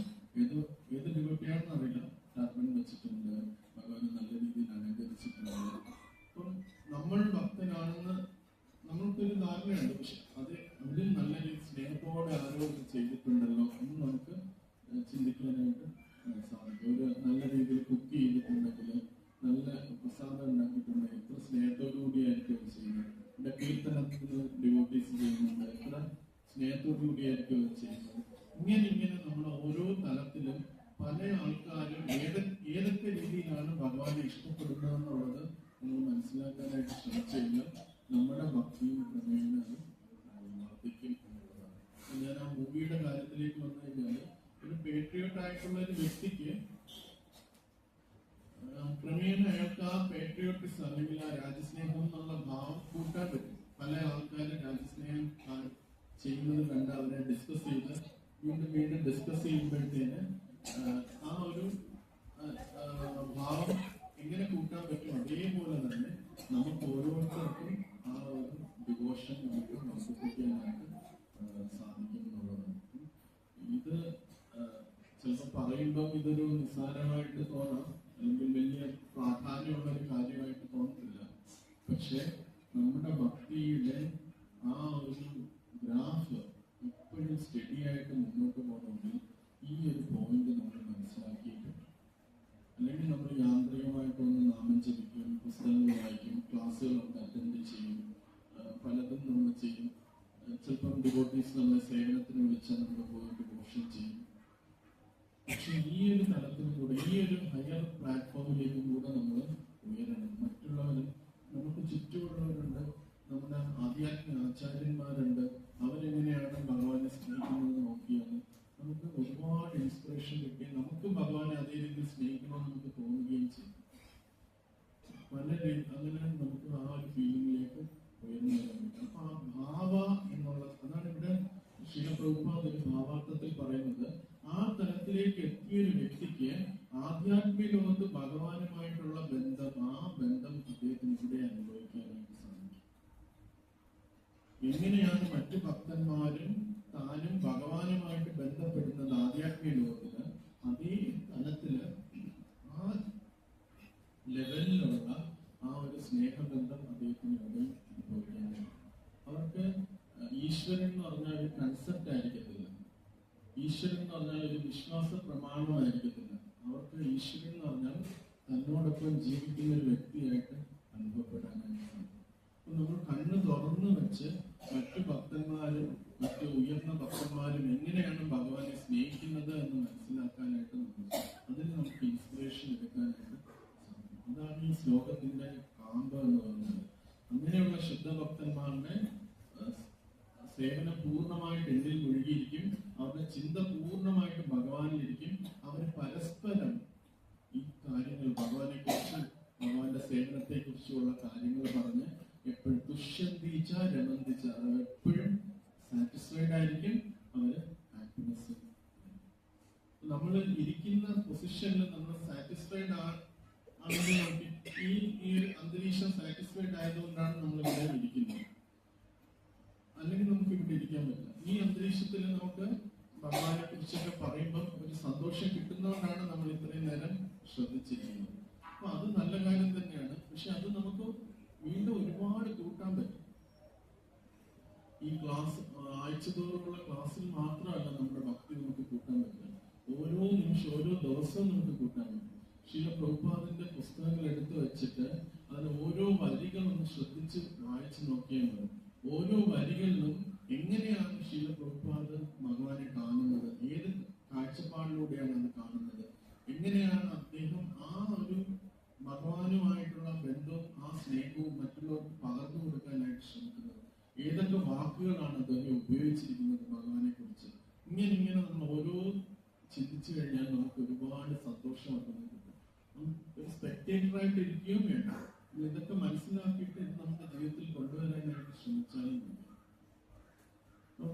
ഒരു ഭക്തൻ രാവിലെ എഴുന്നേറ്റ് അദ്ദേഹം കുളിച്ച് മംഗളാരതി അറ്റൻഡ് ചെയ്യുന്നു. ഇത് നമ്മൾ കാണുമ്പോഴും അവർക്ക് കിട്ടുന്ന സന്തോഷം കാണുമ്പോഴാണ് നമുക്കും അതേപോലെ ചെയ്യാനായിട്ട് തോന്നുന്നത്. അപ്പം ഇത് നമ്മൾ ഈ അവയർനെസ് ഉണ്ടെങ്കിൽ മാത്രമേ നമുക്കും ആ ഒരു തലത്തിലേക്ക് ഉയർന്നു വരാനുള്ള ഇൻസ്പിറേഷൻ കിട്ടുന്നത്. റീസെന്റ് തന്നെ പല ഡിവോട്ടീസും നമ്മൾ കഴിഞ്ഞ ക്ലാസ്സിൽ ഇതേ പോയിന്റാണ് പറഞ്ഞതെങ്കിലും പക്ഷെ അത് വീണ്ടും പറയുന്നതിൽ ഒരു കുറവായിട്ട് തോന്നുന്നു. കാരണം ഇത്തരം ഭക്തന്മാർ പല ഡിവോട്ടീസ് അവരുടെ ഒരു ടൈം പോലും അവര് വേസ്റ്റ് ആക്കുന്നില്ല എന്നുള്ളത്. ഇപ്പൊ ഞാൻ ഒരു എക്സാമ്പിൾ, ഞാൻ എന്റെ സ്പിരിച്വൽ മാസ്റ്റർ വന്ന സമയത്ത് അദ്ദേഹം ഒരു റൂമിലിരിക്കുകയാണ്. ഇവിടെ അദ്ദേഹത്തിന് പ്രസാദം വിളമ്പുകയാണ്. അപ്പൊ അദ്ദേഹം എന്തോ സ്പിരിച്വൽ കാര്യങ്ങൾ നെറ്റിൽ ചെയ്തുകൊണ്ടിരിക്കുകയാണ്. അപ്പൊ അദ്ദേഹത്തിനെ വിളിച്ചു ഇവിടെ പ്രസാദം കഴിക്കാനായിട്ട് വിളിച്ചു. അപ്പം ഏകദേശം ഒരു 50 മീറ്റർ പോലും ഇല്ല അത്രയും അവിടേക്ക് വരാൻ. പക്ഷെ ആ 50 മീറ്റർ വരുന്ന സമയം അദ്ദേഹം ശ്ലോകങ്ങൾ ഉദ്ധരിക്കുകയും ഭഗവാനെ കുറിച്ച് നാമം ജപിക്കുകയും വന്നിട്ടാണ് അദ്ദേഹം കഴിച്ചത്. അപ്പൊ അങ്ങനത്തെ ഒരു വ്യക്തിയെ കുറിച്ച് മാത്രമല്ല, പല പല ഉന്നതമായ ഭക്തന്മാരും അവരുടെ ഒരു നിമിഷം പോലും അവര് ഭഗവാനെ കുറിച്ച് അല്ലാതെ മറ്റൊരു ചിന്തയും അവർക്ക്. നമ്മൾ ഈ പ്രസ്ഥാനത്തിൽ വന്നു, നമ്മള് സേവനങ്ങൾ ചെയ്യുന്നുണ്ട്, നാമജപം ചെയ്യുന്നുണ്ട്, ഭക്തന്മാരുടെ സംഘമുണ്ട്, പ്രസാദം കഴിക്കുന്നുണ്ട്. ഇനിയും നമുക്ക് നമ്മുടെ ഭക്തിയെ വളർത്താനായിട്ടുണ്ട്. നമ്മുടെ കയ്യിലാണ് ഇനി ഇരിക്കുന്നത്. ഇതെല്ലാം ഭക്തന്മാരുടെ കാരുണ്യം കൊണ്ടാണ് നമുക്ക് കിട്ടിയത്. നമ്മൾ എവിടെയോ ആയിരുന്ന ആൾക്കാരാണ്. പലതും ഇവിടെ ഇരിക്കുന്ന ഓരോ വ്യക്തികളും ഓരോ വീട്ടിലുണ്ടായിരുന്ന വ്യക്തികളാണ്. പക്ഷെ ഭക്തന്മാര് നമ്മളെ ഈ ക്ഷേത്രത്തിലേക്ക് ക്ഷണിക്കുകയും പ്രസാദം തരികയും പുസ്തകങ്ങൾ തരികയും എല്ലാം ചെയ്തുകൊണ്ടാണ് നമുക്ക് ഇവിടെ വന്നിരിക്കാനായിട്ടുള്ളത്. ഇനി അവര് തന്ന ഈ കാരുണ്യത്തെ പ്രോപ്പറായിട്ട് നമുക്ക് യൂസ് ചെയ്യണമെങ്കിൽ നമ്മൾ അത് ശ്രദ്ധിക്കും. ഈ മറ്റുള്ളവരുടെ ഭക്തി കണ്ട് ഇൻസ്പയർഡ് ആയി നമുക്കും അത് കൂട്ടാനായിട്ട് നമ്മൾ ശ്രമിക്കും. പലപ്പോഴും നമ്മുടെ ഒരു മെന്റാലിറ്റി എന്ന് പറഞ്ഞാല് നമ്മൾ ഭക്തരും മറ്റുള്ളവര് അഭക്തരും ആണ് എന്നുള്ള ചിന്താഗതിയാണ്. നമ്മൾ പെർഫെക്റ്റ് ആയിട്ടാണ് ചെയ്യുന്നത്, മറ്റുള്ളവര് അതിനകത്ത് ഇംപെർഫെക്ഷൻ ഉണ്ട് എന്നാണ് നമ്മൾ ചിന്തിക്കുന്നത്. അവര് ചെയ്യുന്നത് അത് തെറ്റുണ്ട്, ഇത് തെറ്റുണ്ട് എന്നാണ് നമ്മൾ എപ്പോഴും ചിന്തിക്കുന്നത്. പക്ഷെ അവരിൽ 95% തെറ്റുണ്ടായിരിക്കാം, പക്ഷെ 5% അവർ ചിലപ്പോൾ ശരിയായിരിക്കും ചെയ്യും. ഒരു ഭക്തൻ എന്ന നിലയിൽ നമ്മൾ 5% കണ്ട് അതിൽ ഇൻസ്പയർഡ് ആവുകയാണ്. ലോകമെമ്പാടും കൃഷ്ണാബോധം പ്രചരിപ്പിക്കുകയാണ് നമ്മുടെ ഉദ്ദേശം എന്ന് പറഞ്ഞു. പക്ഷെ അതിലും പ്രാധാന്യം നമ്മൾ കൃഷ്ണാബോധത്തിൽ ഉണ്ടാവുക എന്നുള്ളതാണ് ഏറ്റവും പ്രാധാന്യം. നമ്മൾ ആ ഇൻസ്പിറേഷൻ എടുക്കാനായിട്ട് നമ്മൾ ശ്രമിക്കണം. ആ ഒരു ഉത്സാഹം, മറ്റുള്ളവരിൽ നിന്ന് കിട്ടുന്ന ആ ഉത്സാഹം എടുക്കാനായിട്ട് ശ്രമിക്കണം. അതാണ് നമ്മളുടെ ഭക്തിക്ക് നമ്മൾ ചെയ്യാൻ പോകുന്ന ഏറ്റവും വലിയ ഒരു സഹായം എന്നുള്ളത്. ഒരു കാരണവശാലും ഈ ഒരു ശ്ലോകം നമ്മൾ അവഗണിക്കരുത്. നമ്മളെല്ലാവരും ഫസ്റ്റ് തലത്തിലാണ് നിൽക്കുന്നത്. അതിന്റെ അടുത്ത തലത്തിലേക്കാണ് ഭഗവാൻ ഇവിടെ പറഞ്ഞിരിക്കുന്നത്. നമ്മൾ അതിന്റെ ഭാഗവത്തില് ഒരുപാട് നമ്മളിപ്പം പ്രഹ്ലാദ് മഹാരാജന്റെ എക്സാമ്പിൾ ഉണ്ടാവും, ബലി മഹാരാജന്റെ എക്സാമ്പിൾ ഉണ്ടാവും, അങ്ങനെ പല വ്യക്തികളുടെ എക്സാമ്പിൾ ഉണ്ടാവും. അത് നമ്മൾ അവരുടെയൊക്കെ ലീലകൾ നടക്കുന്ന ദിവസങ്ങളിൽ അതൊക്കെ നമ്മൾ ഡിസ്കസ് ഒക്കെ ചെയ്യും. പക്ഷെ നമ്മുടെ ചുറ്റും ഇതേപോലുള്ള ഭക്തന്മാരും ഉണ്ട്. അവര് ചിലപ്പം നമ്മൾ പറയും ആ തലത്തിലായിരിക്കണമെന്നില്ല, പക്ഷെ അവരും ചില കാര്യങ്ങൾ സേവനങ്ങൾ ചെയ്യുന്നുണ്ടാവും, മറ്റു കാര്യങ്ങൾ ചെയ്യുന്നു. ഇത് നമ്മൾ എപ്പോഴും മെഡിറ്റേറ്റ് ചെയ്യുകയും അവരിൽ കാണുമ്പോൾ അവരോട് സംസാരിക്കുകയും ഇതെല്ലാം ചെയ്യുമ്പോൾ നമുക്കും ആ ഒരു ഭക്തിയിൽ വരാനായിട്ട്. അപ്പം ആധ്യാത്മിക ലോകത്ത് നമ്മൾ മാത്രമല്ല, എല്ലാ ഭക്തന്മാരും ഉണ്ട്. അപ്പൊ ഈ ഒരു കോണ്ടാക്ട് നമ്മൾ എടുക്കുകയാണെങ്കിൽ, ഈ ഒരു കൾച്ചർ നമ്മൾ ശീലിക്കുകയാണെങ്കിൽ, മറ്റു ഭക്തന്മാരിൽ നിന്ന് മനസ്സിലാക്കാനും അവരെ സേവിക്കാനും അവരിൽ നിന്ന് കൂടുതലായിട്ട് മനസ്സിലാക്കാനും ഭക്തിയിൽ നമുക്കും വളരെ ഇത് തന്നെയാണ് നമുക്ക് ആധ്യാത്മിക ലോകത്തിലും ഉള്ളത്. അപ്പൊ നമുക്ക് ഞാൻ പഴയ എക്സാമ്പിളിൽ പോകാം. ഇപ്പം നമുക്ക് ഒരു പഴയ മൂവിയുടെ എക്സാമ്പിളിലേക്ക് പോകാം. ഇപ്പൊ പാകിസ്ഥാനിൽ ഒരു സ്പൈ ആയിട്ട് ഒരു വ്യക്തിക്ക് പോകണമെന്ന് വിചാരിക്കാം. അപ്പൊ അവിടുത്തെ കൾച്ചർ അറിയാമെങ്കിലല്ലേ അവിടെ പോകാൻ പറ്റുള്ളൂ.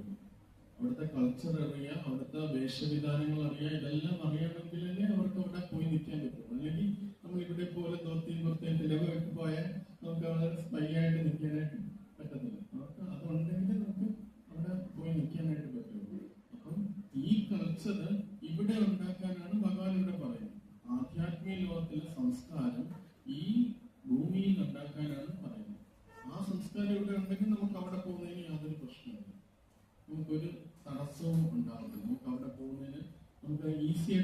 ആവാൻ പറ്റും. പക്ഷെ ഇവിടെ നമ്മൾ മറ്റുള്ളവരെ കുറ്റം പറയുകയും ഞാനാണ് ഭക്തൻ, മറ്റുള്ളവരെ അഭക്തരാണ് എന്നുള്ള ചിന്താഗതിയാണ് നിൽക്കുന്നത്. നമുക്ക് അവിടെ പോകാൻ പറ്റൂല. നമ്മൾ ദീക്ഷ എടുത്തിട്ടുണ്ടാകാം, ഗുരുവിൽ നിന്ന് സ്വീകരിച്ചിട്ടുണ്ടാകാം, നമ്മൾ 16 മാല ജപിക്കുന്നുണ്ടാകാം. പക്ഷെ ആധ്യാത്മിക ലോകത്തിലെ കൾച്ചറുമായിട്ട് നമ്മൾ സിങ്ക് ആയാൽ മാത്രമേ നമുക്ക് ആധ്യാത്മിക ലോകത്തിൽ എത്താനായിട്ട് പറ്റുള്ളൂ. അല്ലെങ്കിൽ നമുക്ക് ഇവിടെ തന്നെ ആയിരിക്കും. എവിടെയാണ് എന്റെ സ്ഥലം അവിടെ തന്നെ ആയിരിക്കും നമുക്ക്. ഇപ്പൊ ചന്ദ്രനിലേക്ക് പോകുന്ന ഒരിത് നമ്മളിപ്പോ ആർട്ടിമിസ് എന്ന് പറഞ്ഞ ഇത് പോയിട്ട് നമ്മൾ കണ്ടു. അപ്പൊ ആ ഭാഗത്ത് പോകണമെങ്കിൽ അതിൻ്റെതായ അറ്റ്മോസ്ഫിയർ, ആ സ്യൂട്ടും ഇതെല്ലാം കിട്ടാൻ മാത്രമേ അവർക്ക് അവിടെ നിൽക്കാൻ പറ്റൂ. ആ അറ്റ്മോസ്ഫിയറിൽ അവർക്ക് നിൽക്കണമെങ്കിൽ അതെല്ലാം വേണം. അതേപോലെ ആ സ്നേഹത്തിന്റെയും പരസ്പരമുള്ള ഈശ്വരനോടുള്ള ബന്ധപ്പെട്ട ആ ഒരു കൾച്ചർ നമ്മൾ ഡെവലപ്പ് ചെയ്യുമ്പോഴാണ് നമുക്കും അവിടെ പോകാനായിട്ട് സാധിക്കുന്നത്. ആധ്യാത്മിക ലോകത്തിലെ കൾച്ചർ എന്ന് വെച്ചാൽ ഭഗവാൻ സെന്ററാണ്. നമ്മളെല്ലാം ഭഗവാനെ ചുറ്റും ചുറ്റി. നമുക്കറിയാം രാസലീല നടക്കുമ്പോൾ രാധാകൃഷ്ണന്മാർ സെന്ററും ബാക്കി ഗോപിമാരെല്ലാം അതിനെ ചുറ്റിയാണ്. അതേപോലെയാണ് ആ ഭാവമാണ് സ്പിരിച്വൽ ലോകം. രാധാകൃഷ്ണന്മാർ സെന്ററും നമ്മളെല്ലാവരും അവരെ സേവിക്കുകയാണ്. ആ ഒരു മൂഡ് നമ്മളിവിടെ ഉണ്ടാക്കുമ്പോൾ അതിനാണ് പ്രഭുപാദ് നമുക്ക് ഈ പ്രസ്ഥാനം എല്ലാം തന്നത്. പ്രഭുപാദ് ഒരു വട്ടം പറഞ്ഞിട്ടുണ്ട്, ഈ ഒരു അന്താരാഷ്ട്ര കൃഷ്ണബോധ സമിതി നമുക്ക് നൽകപ്പെട്ടിരിക്കുന്നത് ഇവിടുത്തെ പരിശുദ്ധ ഭക്തന്മാരെ കണ്ട് നമ്മൾ ഇൻസ്പയർഡ് ആകാൻ വേണ്ടിയാണ്. ഇവിടെ ആത്മാർത്ഥമായിട്ട് പരിശീലിക്കുന്ന ഭക്തന്മാരെ കണ്ട് ഇൻസ്പയർഡ് ആകാൻ വേണ്ടിയാണ് ഈ ഒരു പ്രസ്ഥാനം സ്ഥാപിച്ചതെന്നാണ് ശ്രീല പ്രഭുപാദ്. ഈ പ്രസ്ഥാനത്തിന്റെ യഥാർത്ഥ എസൻസ് എടുക്കാനായിട്ട് നമ്മൾ സേവനം ചെയ്യുന്നുണ്ട്, എല്ലാം ചെയ്യുന്നുണ്ട്. പക്ഷെ ഇതും കൂടെ നമ്മൾ നമ്മുടെ ചെയ്യണം. കാരണം നമുക്കറിയാം, ഭഗവത്ഗീതയിൽ നമ്മൾ പഠിച്ചിട്ടുണ്ട്, രജോ ഗുണത്തിലുള്ള ഭാവവും സത്വഗുണത്തിലുള്ള ഭാവവും. രജോ ഗുണം എന്ന് പറഞ്ഞാൽ എപ്പോഴും പാഷനാണ്. ഇമ്മീഡിയറ്റ്ലി ഞാൻ ഓരോ കാര്യങ്ങൾ ചെയ്യും, ആദ്യമേ തുടക്കത്തിൽ ചെയ്തു കഴിഞ്ഞാൽ അത് ആദ്യം ഭയങ്കര സന്തോഷമായിരിക്കും. നമ്മൾ ഒരു കാര്യം ഉത്സാഹത്തോട് ഇറങ്ങി ഓരോ കാര്യങ്ങൾ ചെയ്യുമ്പോൾ ഭയങ്കര സന്തോഷം തോന്നും. പക്ഷെ അത് കഴിഞ്ഞിട്ട് ക്രമേണ ആ പുതുമ നഷ്ടപ്പെടുമ്പോൾ നമുക്ക് സന്തോഷം പോകും. പുതുമയെല്ലാം പോയി കഴിയുമ്പോൾ നമുക്ക് സന്തോഷം പോകും. ഇപ്പൊ ഒരാൾക്ക് നമ്മളൊരു ഗുലാബ് ജാമുൻ കൊടുത്തു എന്ന് വെച്ചാൽ ഫസ്റ്റ് ഗുലാബ് ജാമുനാണ് നമുക്ക് സന്തോഷത്തോടെ കഴിക്കാൻ പറ്റും. 2, 3, 4, 10 മതിയെന്ന് പറയും. അതേപോലെയാണ് രജോ ഗുണത്തിലുള്ളത്. നമ്മള് തത്വം മനസ്സിലാക്കാതെ നമ്മള് ചിലപ്പോൾ സേവനങ്ങളിലും എല്ലാം ഏർപ്പെടും. ചെയ്ത് വന്ന് കുറച്ച് കഴിയുമ്പോഴത്തേന് ഇത് ഞാൻ പണ്ടും ചെയ്തതാണ്, 10 വർഷം മുമ്പ് ചെയ്തതാണ്, ക്രമേണ നമുക്ക് ആ ടേസ്റ്റ്. പക്ഷെ സത്വഗുണത്തിലുള്ളതെന്ന് വെച്ചാല് ക്ഷമയോടിരിക്കുക, ഒരു സ്ഥലത്തിരുന്ന് കേൾക്കുക, ഒരു സ്ഥലത്തിരുന്ന് നാമം ജപിക്കുക, ഇത്തരം കാര്യങ്ങളാണ് സത്വഗുണത്തിൽ. തുടക്കത്തിൽ വളരെ യാന്ത്രികമായിട്ട് അനുഭവപ്പെടും, ഒരു ബുദ്ധിമുട്ടുള്ള പ്രവൃത്തിയായിട്ട് നമുക്ക് തോന്നും. അതൊക്കെ ചെയ്യുന്നത് ആൾക്കാരെ നമ്മളോട് ഒരു സ്ഥലത്തിരുന്ന് ചെയ്യാനൊക്കെ പറയുമ്പോൾ നമുക്ക് ഒരു ബുദ്ധിമുട്ട്. നമുക്ക് പാഷനേറ്റ് ആയിട്ട് ഒരുപാട് ചെയ്യാനായിരിക്കും ഇഷ്ടം, എന്നാൽ അതിനൊരു രുചിയുണ്ട്. പക്ഷെ ആ രുചി കുറച്ച് കഴിയുമ്പോൾ ഉണ്ടാകും. പക്ഷെ സത്വഗുണത്തില് നമ്മൾ ക്ഷമയോടെ പുസ്തകം വായിക്കുന്നതൊക്കെ ഭയങ്കര ബോറായിട്ട് തോന്നുന്നു. ഓൾറെഡി ഇതെല്ലാം വായിച്ചു കഴിഞ്ഞു, ഇനി വീണ്ടും വായിക്കണം എന്നൊക്കെ നമുക്ക് ഇങ്ങനെ തോന്നും. പുസ്തകം വായിക്കണം, ഒരു സ്ഥലത്തിരുന്ന് ജപിക്കണം, ഇങ്ങനത്തെയുള്ള കാര്യങ്ങൾ ക്ഷമയോടെ ഒരു സ്ഥലത്തിരുന്ന് കേൾക്കണം. ഇത്തരം കാര്യങ്ങളൊക്കെ ഭയങ്കര യാന്ത്രികവും അരോചകവുമായിട്ട് തോന്നും. പക്ഷെ ഇതിൽ നമ്മൾ നിന്ന് കഴിഞ്ഞാൽ ക്രമേണ സത്വഗുണത്തിന്റെ കാര്യം ആദ്യം നമുക്ക് കയ്പായിട്ട് അനുഭവപ്പെടുമെങ്കിലും പിന്നെ മധുരമായിട്ട് ഉണ്ടാകും. അതേപോലെ നമ്മൾ ഇവിടെ ഈ ഭക്തന്മാരെ കുറിച്ച് ഗ്ലോറിഫൈ ചെയ്യുന്നതും ഭക്തന്മാരുടെ ഗുണഗണങ്ങൾ കേൾക്കുന്നതും, നമ്മുടെ ഗുണഗണങ്ങൾ പറയാൻ നമുക്ക് എല്ലാവർക്കും ഭയങ്കര ഇഷ്ടമാണ്. പക്ഷെ മറ്റുള്ളവരുടെ ഗുണഗണങ്ങൾ കേൾക്കാനും അതിനെ ആസ്വദിക്കാനും നമുക്ക് ഇപ്പോഴും മടിയാണ്. പക്ഷെ അത് നമ്മുടെ ആ മനസ്സ് പറയുന്ന ആ കാര്യത്തിനെ മാറ്റി വെച്ചിട്ട് ഓരോ ഭക്തൻ ഗിരിരാജ് പ്രഭുവിന്റെ കൂടെ ഞാൻ ബുക്സ് വിതരണത്തിന് പോകുന്നു. എനിക്കങ്ങനെ ബുക്സ് വിതരണം ചെയ്യാൻ അറിയില്ല. പക്ഷെ പ്രഭുവിന്റെ കൂടെ പോകുമ്പോൾ പ്രഭു എത്ര ഉത്സാഹത്തോടു കൂടിയാണ് ഓരോ പുസ്തകങ്ങളും ഓരോരുത്തർക്ക് കൊടുക്കുന്നതും, പ്രഭു എത്ര ആത്മാർത്ഥതയോടുകൂടിയാണ് ചെയ്യുന്നതെന്നൊക്കെ ഞാൻ കാണും. എനിക്കതിൽ ഒത്തിരി ഇൻസ്പിറേഷൻ കിട്ടും. ഇപ്പം എന്തെങ്കിലും സ്പിരിച്വലി ഡൗൺ ആയിരിക്കുമ്പോൾ പ്രഭുവിന്റെ കൂടെ പോകുമ്പോഴത്തേക്ക് അത് ഒരുപാട് ഇൻസ്പിറേഷൻ. ഒരു വട്ടം എനിക്ക് ഓർമ്മയുണ്ട്, ആറ്റിങ്ങിൽ വെച്ച് ഒരു പോലീസ് സ്റ്റേഷന്റെ അടുത്തൊരു ഹോട്ടൽ ഉണ്ടായിരുന്നു. അതിന്റെ മുകളില് ഒരു ആളിങ്ങനെ നിൽക്കുന്നു. നമ്മൾ രണ്ടുപേരും കൂടെ അവിടേക്ക് പോയി അപ്പം അവിടെ കയറി ചെന്നപ്പോഴത്തേന് അവിടെ ഫുൾ യൂറിന്റെ സ്മെല്ലാണ്. യൂറിൻ സ്മെല്ലായിട്ട് ഇരിക്കുന്ന ഒരു സ്ഥലമാണ്. അപ്പൊ ആ ഭാഗത്ത് ആ ഒരു വ്യക്തി അവിടെ ഇങ്ങനെ കിടക്കുകയാണ്, വെള്ളം അടിച്ച് ഇങ്ങനെ കിടക്കുകയാണ്. അപ്പൊ പ്രഭു പോയിട്ട് അദ്ദേഹത്തിനോട് ബുക്സ് കൊടുക്കാനായിട്ട് ശ്രമിക്കുന്നു. നമ്മൾ എന്തിനാ ഇവിടെ നിൽക്കുന്നത്, എന്തായാലും മേടിക്കാൻ പോകുന്നില്ല, അവിടെ ഒന്നും പൈസ ഇല്ല, നമ്മൾ തിരിച്ചു പോകണം എന്നുള്ള ഭാവമാണ് എൻ്റെ. പക്ഷെ പ്രഭു അത് കൊടുക്കാനായിട്ട് ശ്രമിക്കുന്നു.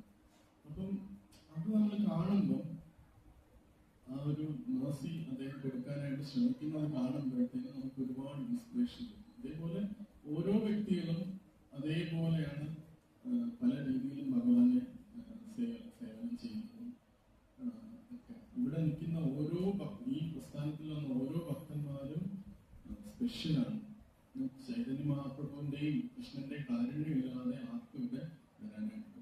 നമ്മളും മറ്റുള്ളവരുടെ ഭക്തി കാണാനും അതിൽ നിന്ന് ഇൻസ്പിറേഷൻ എടുക്കാനും ശ്രമിച്ചു കഴിഞ്ഞാൽ നമുക്ക് ക്രമേണ ഈ ഒരു ഭാവം നമ്മുടെ ഹൃദയത്തിൽ വളർത്താനായിട്ട് സാധിക്കും. അത് ഈ ഒരു മൂവി കാണുമ്പോൾ ഒരു പേട്രിയോട്ടിന് എത്ര സന്തോഷം കിട്ടുമോ അതിന്റെ എണ്ണിയാൽ ഒടുങ്ങാത്ത സന്തോഷം ഭഗവാനുമായിട്ട് നമ്മുടെ ബന്ധത്തിൽ എത്തിക്കുന്നു. അതിലെല്ലാം വരും.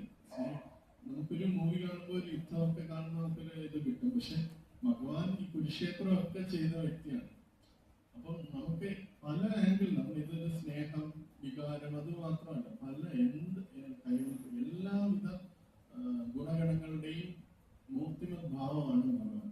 അപ്പൊ ഭഗവാനുമായിട്ട് നമ്മൾ കൂടുതൽ ഈ തലത്തിൽ അടുക്കുമ്പോഴത്തേക്കും നമുക്ക് ഒരുപാട് സന്തോഷം, അത് നമ്മളെ ഭക്തിയിൽ കൂടുതൽ ഉയരാനായിട്ട് സഹായിക്കും എന്നുള്ളതാണ്. ഈ ശ്ലോകം നമ്മുടെ ഒരു ഗൈഡിങ് പ്രിൻസിപ്പിളായിട്ട് എടുത്തിട്ട് നമ്മൾ അതും കൂടെ നമ്മൾ കുറച്ചൊന്ന് ഹമ്പിളായാൽ മതി. ഹമ്പിളായിട്ട് എനിക്കെല്ലാം അറിയാം, എനിക്ക് പ്രസ്ഥാനത്തിലെല്ലാം അറിയാം, ഗുരുവിന്റെ അടുത്ത് ദീക്ഷ എടുത്ത വ്യക്തിയാണ്, ഞാൻ 16 മാല ജപിക്കുന്നതാണ്, എനിക്ക് സ്വന്തമായിട്ട് ഇത്തരം സേവനങ്ങൾ ചെയ്യാൻ അറിയാം. ഇങ്ങനെയൊക്കെയുള്ള ഭാവങ്ങളെ കുറച്ച് മാറ്റി വെച്ചിട്ട് നമ്മൾ മറ്റുള്ളവർ ചെയ്യുന്ന ആ നല്ല കാര്യങ്ങളും കൂടെ ശ്രദ്ധിക്കാനായിട്ട് ശ്രമിച്ചാൽ നമുക്ക് ഒരുപാട് ഇൻസ്പിറേഷൻ ഭക്തിയിൽ വളരാനായിട്ട് സാധിക്കും. അത് അങ്ങനെ ചെയ്യുന്ന ഒരു വ്യക്തിക്ക് എപ്പോഴും ആ ഒരു സാറ്റിസ്ഫാക്ഷൻ കാണും. ഭക്തി ചെയ്യുന്നതുകൊണ്ട് പൂർണ്ണമായിട്ടൊരു സംതൃപ്തിയും കാണും. അദ്ദേഹത്തിന് ഓരോ ദിവസവും തലേന്നതിനെക്കാട്ടിൽ കൂടുതൽ സന്തോഷവും ഉണ്ടാകും. അവർക്ക് ഭക്തിയിൽ വളരാൻ എളുപ്പവുമാണ്. അതാണ് നമുക്ക് ഇന്നത്തെ ഈ ശ്ലോകത്തിൽ നമുക്ക് സാക്ഷാത്കാരം. എന്തെങ്കിലും ക്വസ്റ്റ്യൻസ് ഉണ്ടെങ്കിൽ ചോദിക്കും.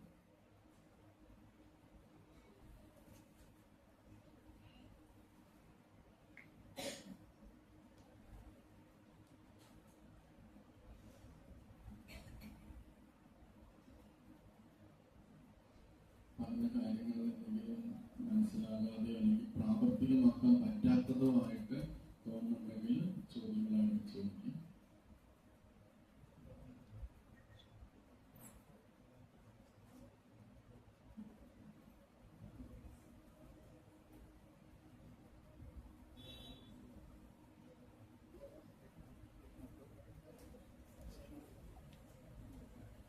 പറഞ്ഞ നല്ലൊരു പോയിന്റാണ്. ചിലപ്പോൾ നമുക്ക് കുറച്ച് പ്രായമായിട്ടുണ്ടെങ്കിൽ ഇതേപോലെ യുവാക്കളൊക്കെ ചെയ്യുന്ന രീതിയിലുള്ള സേവനങ്ങൾ നമുക്ക് ചെയ്യാനായിട്ട് ചിലപ്പോൾ പറ്റത്തില്ല, നമ്മുടെ ആരോഗ്യം അതിന് അനുവദിക്കത്തില്ല. അപ്പൊ ഈ പറയുന്ന കാര്യങ്ങളൊക്കെ നമുക്ക് പറ്റുമോ എന്നുള്ളത് നമുക്കൊരു സംശയം നമുക്ക് തോന്നും. പക്ഷെ നമ്മൾ അറിയേണ്ടത് പ്രഭുപാദ ഈ പ്രസ്ഥാനം സ്ഥാപിച്ചത് അദ്ദേഹത്തിന്റെ 70ാമത്തെ വയസ്സിലാണ്. 70ാമത്തെ വയസ്സിലാണ് പ്രഭുപാദ ഈ പ്രസ്ഥാനം സ്ഥാപിച്ചത്. ചിലവർക്കൊക്കെ 70 കഴിഞ്ഞിട്ടുണ്ടാവും. എങ്കിൽ പോലും 70ാമത്തെ വയസ്സിലാണ് പ്രസ്ഥാനം സ്ഥാപിച്ചതെന്ന് നമ്മൾ മനസ്സിലാക്കും. പ്രഭുപാദ ഇതേപോലെ ഓടി നടന്ന് ഇത് ചെയ്യുമല്ല ചെയ്തത്. പ്രഭുപാദ യഥാർത്ഥത്തിൽ അദ്ദേഹവും ഭഗവാനുമായിട്ടുള്ള ബന്ധത്തിൽ അദ്ദേഹം വളരെയധികം സന്തോഷം കണ്ടെത്തുന്നു. അദ്ദേഹം രാവിലെ എഴുന്നേറ്റ് ജപിക്കുന്നുണ്ട്.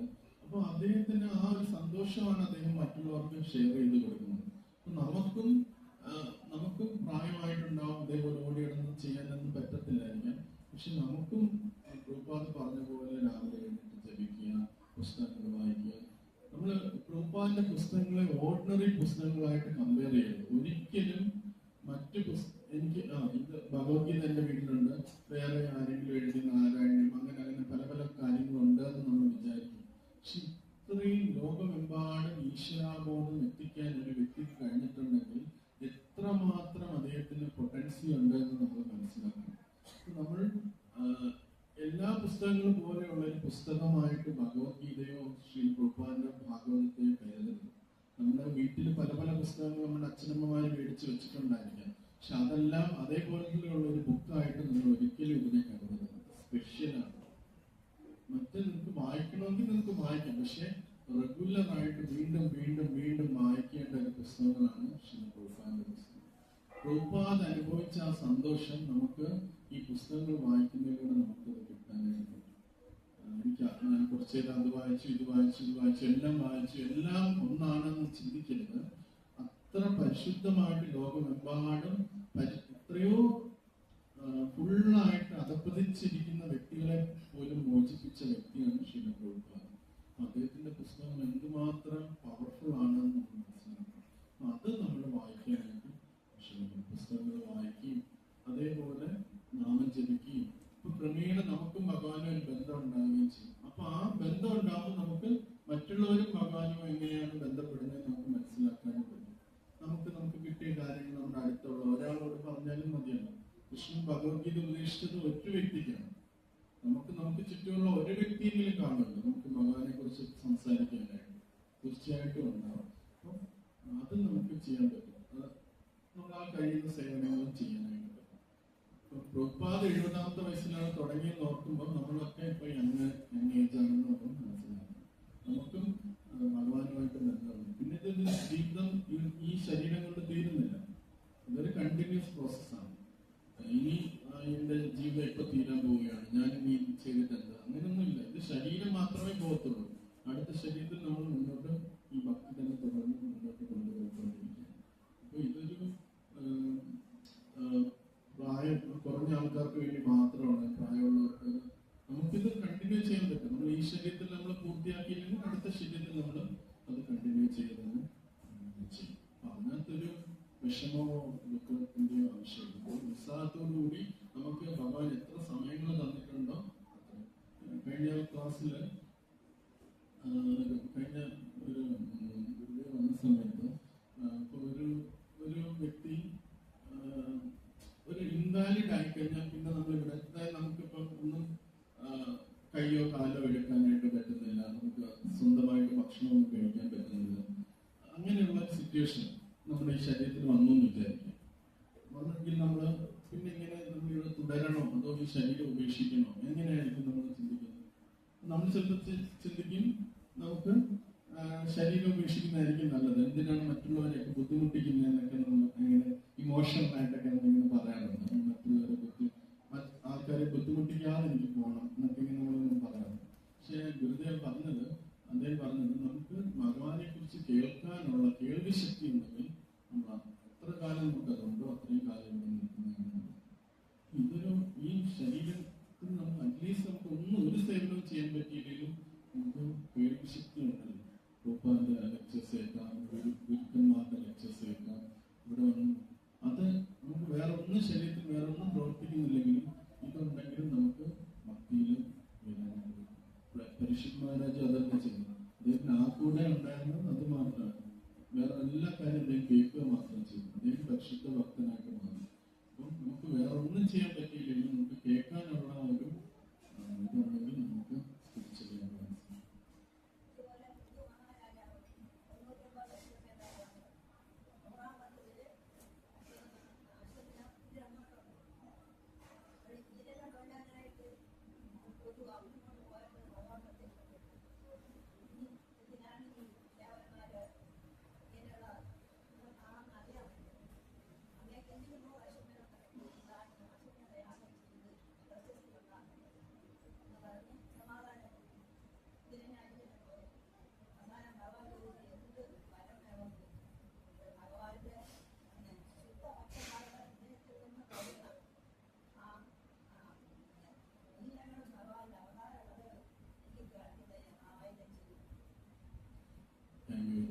വളരെ ആപ്റ്റായിട്ടുള്ളൊരു പോയിന്റാണ് പറഞ്ഞത്.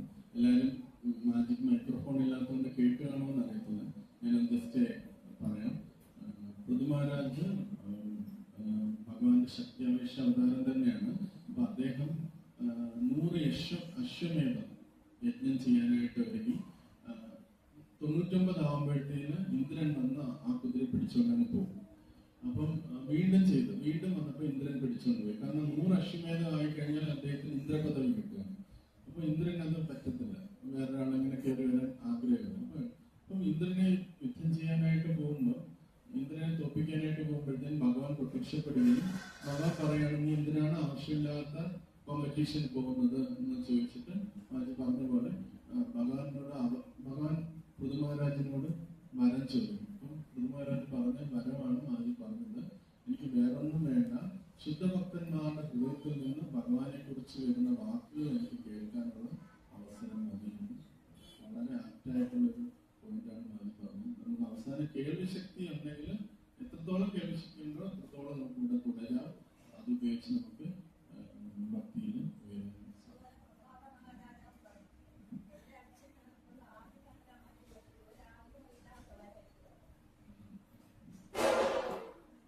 മറ്റെന്തെങ്കിലും ചോദ്യങ്ങളുണ്ടോ?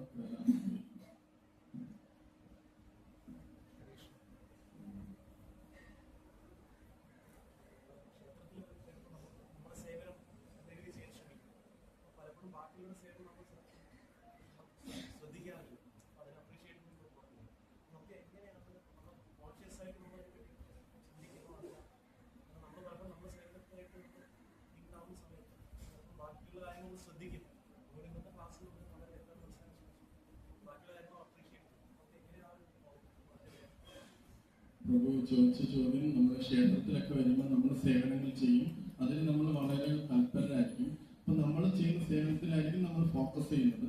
മറ്റൊരാൾ ചെയ്യുന്ന കാര്യങ്ങൾ നമ്മൾ ചിലപ്പോൾ അറിയണം എന്നില്ല, അതിൽ ശ്രദ്ധിക്കാറില്ല. അപ്പൊ എങ്ങനെയാണ് നമുക്കത് ശ്രദ്ധിക്കാനായിട്ട് പറ്റുക എന്നുള്ളതാണ്.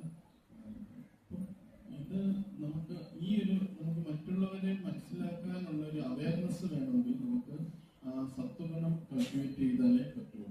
അപ്പൊ ആ സത്വഗുണം ഉണ്ടെങ്കിൽ നമുക്ക് ആ ഒരു അവയർനെസ് കിട്ടത്തുള്ളൂ, മറ്റുള്ളവർ ചെയ്യുന്ന കാര്യത്തിനെ കുറിച്ചുള്ള അവയർനെസ് കിട്ടുള്ളൂ. അതിന് നമ്മൾ റെഗുലർലി രാവിലെ ജപിക്കുക, പുസ്തകങ്ങൾ വായിക്കുക, ഇത്തരം കാര്യങ്ങൾ നമ്മൾ അറിഞ്ഞിട്ടുണ്ടെങ്കിൽ ഇത്തരം കാര്യങ്ങളൊക്കെ നമുക്ക് സഹായിക്കും. നമുക്കൊന്ന് ഇന്ന് ഞാൻ ഭാഗവത്തിൽ വായിച്ചാണ്, അതിനകത്ത് പറയുന്നുണ്ട്, if you have passion and ignorance you cannot be pacified. If you cannot be pacified you cannot understand God. നമ്മുടെ അന്ധകാരത്തിൽ നമ്മൾ ഒരു രജോഗുണത്തിന്റെ ഭാവത്തിൽ നിൽക്കുകയാണെങ്കിൽ നമ്മുടെ മനസ്സിനെ നമുക്ക് ശാന്തമാക്കി വെക്കാൻ പറ്റില്ല. ശാന്തമായ മനസ്സിനെ നമുക്ക് ഭഗവാനെ കുറിച്ച് ചിന്തിക്കാനായിട്ട് പറ്റും. നമ്മൾ സേവനം ചെയ്യുന്നതൊക്കെ യാന്ത്രികമായിട്ടാണ്, പാഷനേറ്റ് ആണെങ്കിൽ ചിലപ്പോൾ മറ്റുള്ളവർ ചെയ്യുന്ന സേവനം നമ്മൾ കാണുന്നില്ല. നമ്മൾ ചിന്തകൾ നമ്മൾ ചെയ്യുന്നതിന് ഇടയ്ക്ക് വേറെ എന്തെങ്കിലും നമുക്ക് ഇഷ്ടമില്ലാത്തതിന് ഉടനെ നമ്മൾ ചിലപ്പോൾ ദേഷ്യപ്പെടുകയും ചെയ്യും. നമുക്ക് കാണാം ചിലപ്പോൾ ഡിവോട്ടീസ് വേറെ ഡിവോട്ടിയുടെ സേവനമായിരിക്കും ചെയ്യുന്നത്, നമുക്ക് ചിലപ്പോൾ ഇഷ്ടപ്പെട്ട് കാണത്തില്ല, പെട്ടെന്ന് നമ്മൾ ദേഷ്യപ്പെടും. ആ ഡിവോട്ടി എന്ത് ഭാവത്തിലാണ് ചെയ്തത് നമ്മൾ ചിന്തിക്കാനായിട്ട് നമുക്ക് പറ്റത്തില്ല, ഇമ്മീഡിയറ്റ്ലി ഉണ്ടാവും. ആ ഒരു സത്വഗുണം കൾട്ടിവേറ്റ് ചെയ്താലേ അത് ഇപ്പൊ രാവിലെ എഴുന്നേറ്റുള്ള ജപം നമുക്ക് അതെല്ലാം പ്രധാനമാണ്. ഇതിൽ നമുക്ക് മറ്റുള്ളവരെങ്ങനെയാണ് ഭഗവാനെ സ്നേഹിക്കുന്നതെന്ന് മനസ്സിലാക്കാനായിട്ട്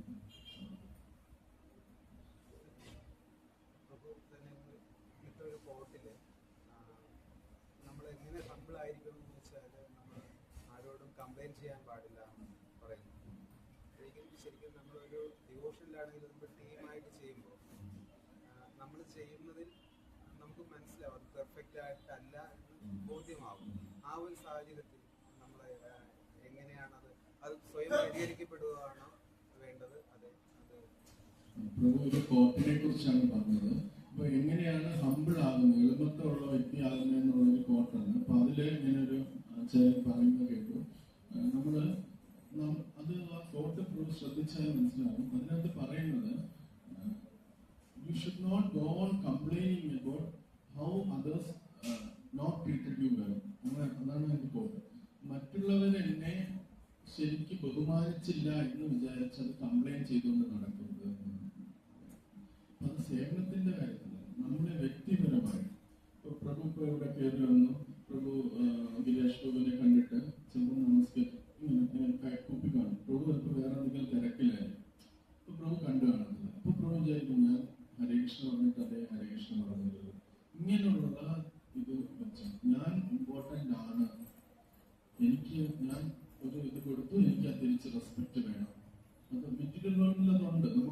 ഉണ്ട്. പ്രഭു ടീച്ചറാണ്. പ്രഭു ടീച്ചറാകുമ്പോൾ ക്ലാസ്സിൽ കയറി ചെല്ലുമ്പോൾ കുട്ടികളെ പ്രഭുവിനെ റെസ്പെക്ട് ചെയ്യണം. അത് പ്രഭു എക്സ്പെക്ട് ചെയ്യുന്നുണ്ട്. റെസ്പെക്ട് ചെയ്താലേ പ്രഭുവിനെ അവർക്ക് കറക്റ്റായിട്ട് പഠിപ്പിച്ചു കൊടുക്കാൻ പറ്റും.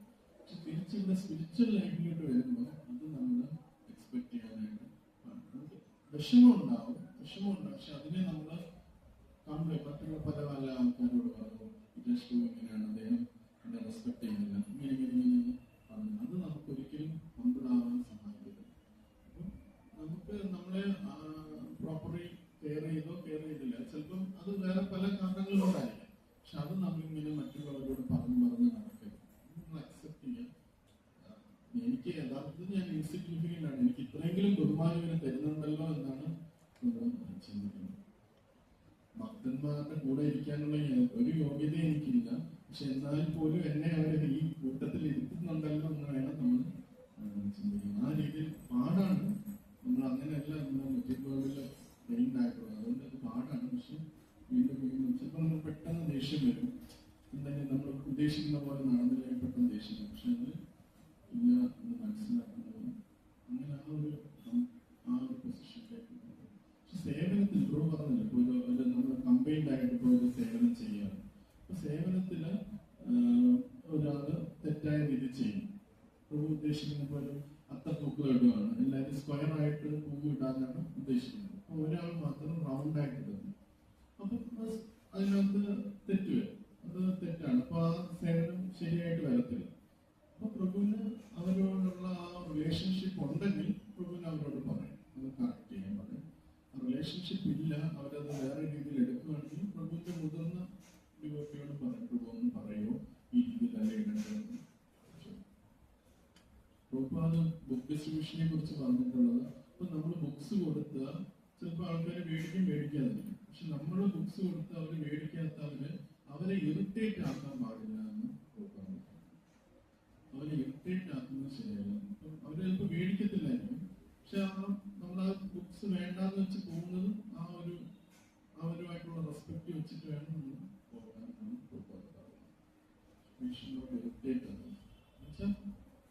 ഇപ്പൊ അവര് മേടിക്കാത്തത് കൊണ്ട് അവരോട് എന്തെങ്കിലും നമ്മൾ ദേഷ്യം വെക്കുകയോ അങ്ങനെയൊക്കെ ചെയ്ത് അതേപോലെ ഇല്ല ഇവിടുത്തെ സേവനത്തിലായാലും അങ്ങനെ വരുമ്പോൾ ആ രീതിയിൽ. പക്ഷെ പ്രഭു കറക്ഷൻ ചെയ്യണം. പ്രഭു ആണിപ്പോ അതിന്റെ ഒരു അധികാരിയെങ്കിൽ കറക്ഷൻ ചെയ്യണം. ഞാനൊരു എക്സാമ്പിൾ കേട്ടതാണ്, അത് ഞാൻ പറയാൻ പോകുന്നത്. ഒരു സ്പിരിച്വൽ മാസ്റ്റർ, അദ്ദേഹം വൃന്ദാവനത്തിന് എല്ലാവരും പ്രഭാതത്തിൽ കൊണ്ടുപോയി മാലയിടും. അപ്പം ഒരു ഡിവോട്ടി മാലയിട്ടു. പക്ഷെ അത് നമുക്കറിയാം, ഇത് ഇങ്ങനെ മാലയിടുമ്പോൾ ഇത് രണ്ടും ഒരേ ലെവലിലിരിക്കും. അങ്ങനെ അതാണ് അതിന്റെ ഒരു ഇത് ഭംഗി കാണാനുള്ള മതി. അപ്പൊ അദ്ദേഹം ഇങ്ങനെയാണ് ഇട്ടത്. സ്പിരിച്വൽ മാസ്റ്റർ അദ്ദേഹത്തിനോട് പറഞ്ഞു, മാല ഇങ്ങനെ ഇടുന്നതല്ലേ നല്ലത് എന്ന് ചോദിച്ചു. പക്ഷെ ഗോഡ് ബ്രദേഴ്സ് ആണ്. പക്ഷെ അദ്ദേഹം പെട്ടെന്ന് ദേഷ്യം വന്നു. മറ്റേ ഗോഡ് ബ്രദറിന് ദേഷ്യം വന്നു. ആരാണ് ഇങ്ങനെ ഇങ്ങനെ ഇടാൻ പറയാനുള്ളത് ദേഷ്യം. അപ്പൊ ചില കാര്യങ്ങൾ ഡിവോട്ടീസ് പ്രഭു പറഞ്ഞാൽ ചെയ്തത് മനസ്സിലാവും. പ്രഭുവിന്റെ സീനിയറിനോട് പറഞ്ഞത് പക്ഷെ അത് പറയുക എന്നുള്ളത് ശരി. കാരണം പ്രഭുപാദ് ഭംഗിയായിട്ടിരിക്കണം എന്നാണ് നമ്മുടെ ഉദ്ദേശം.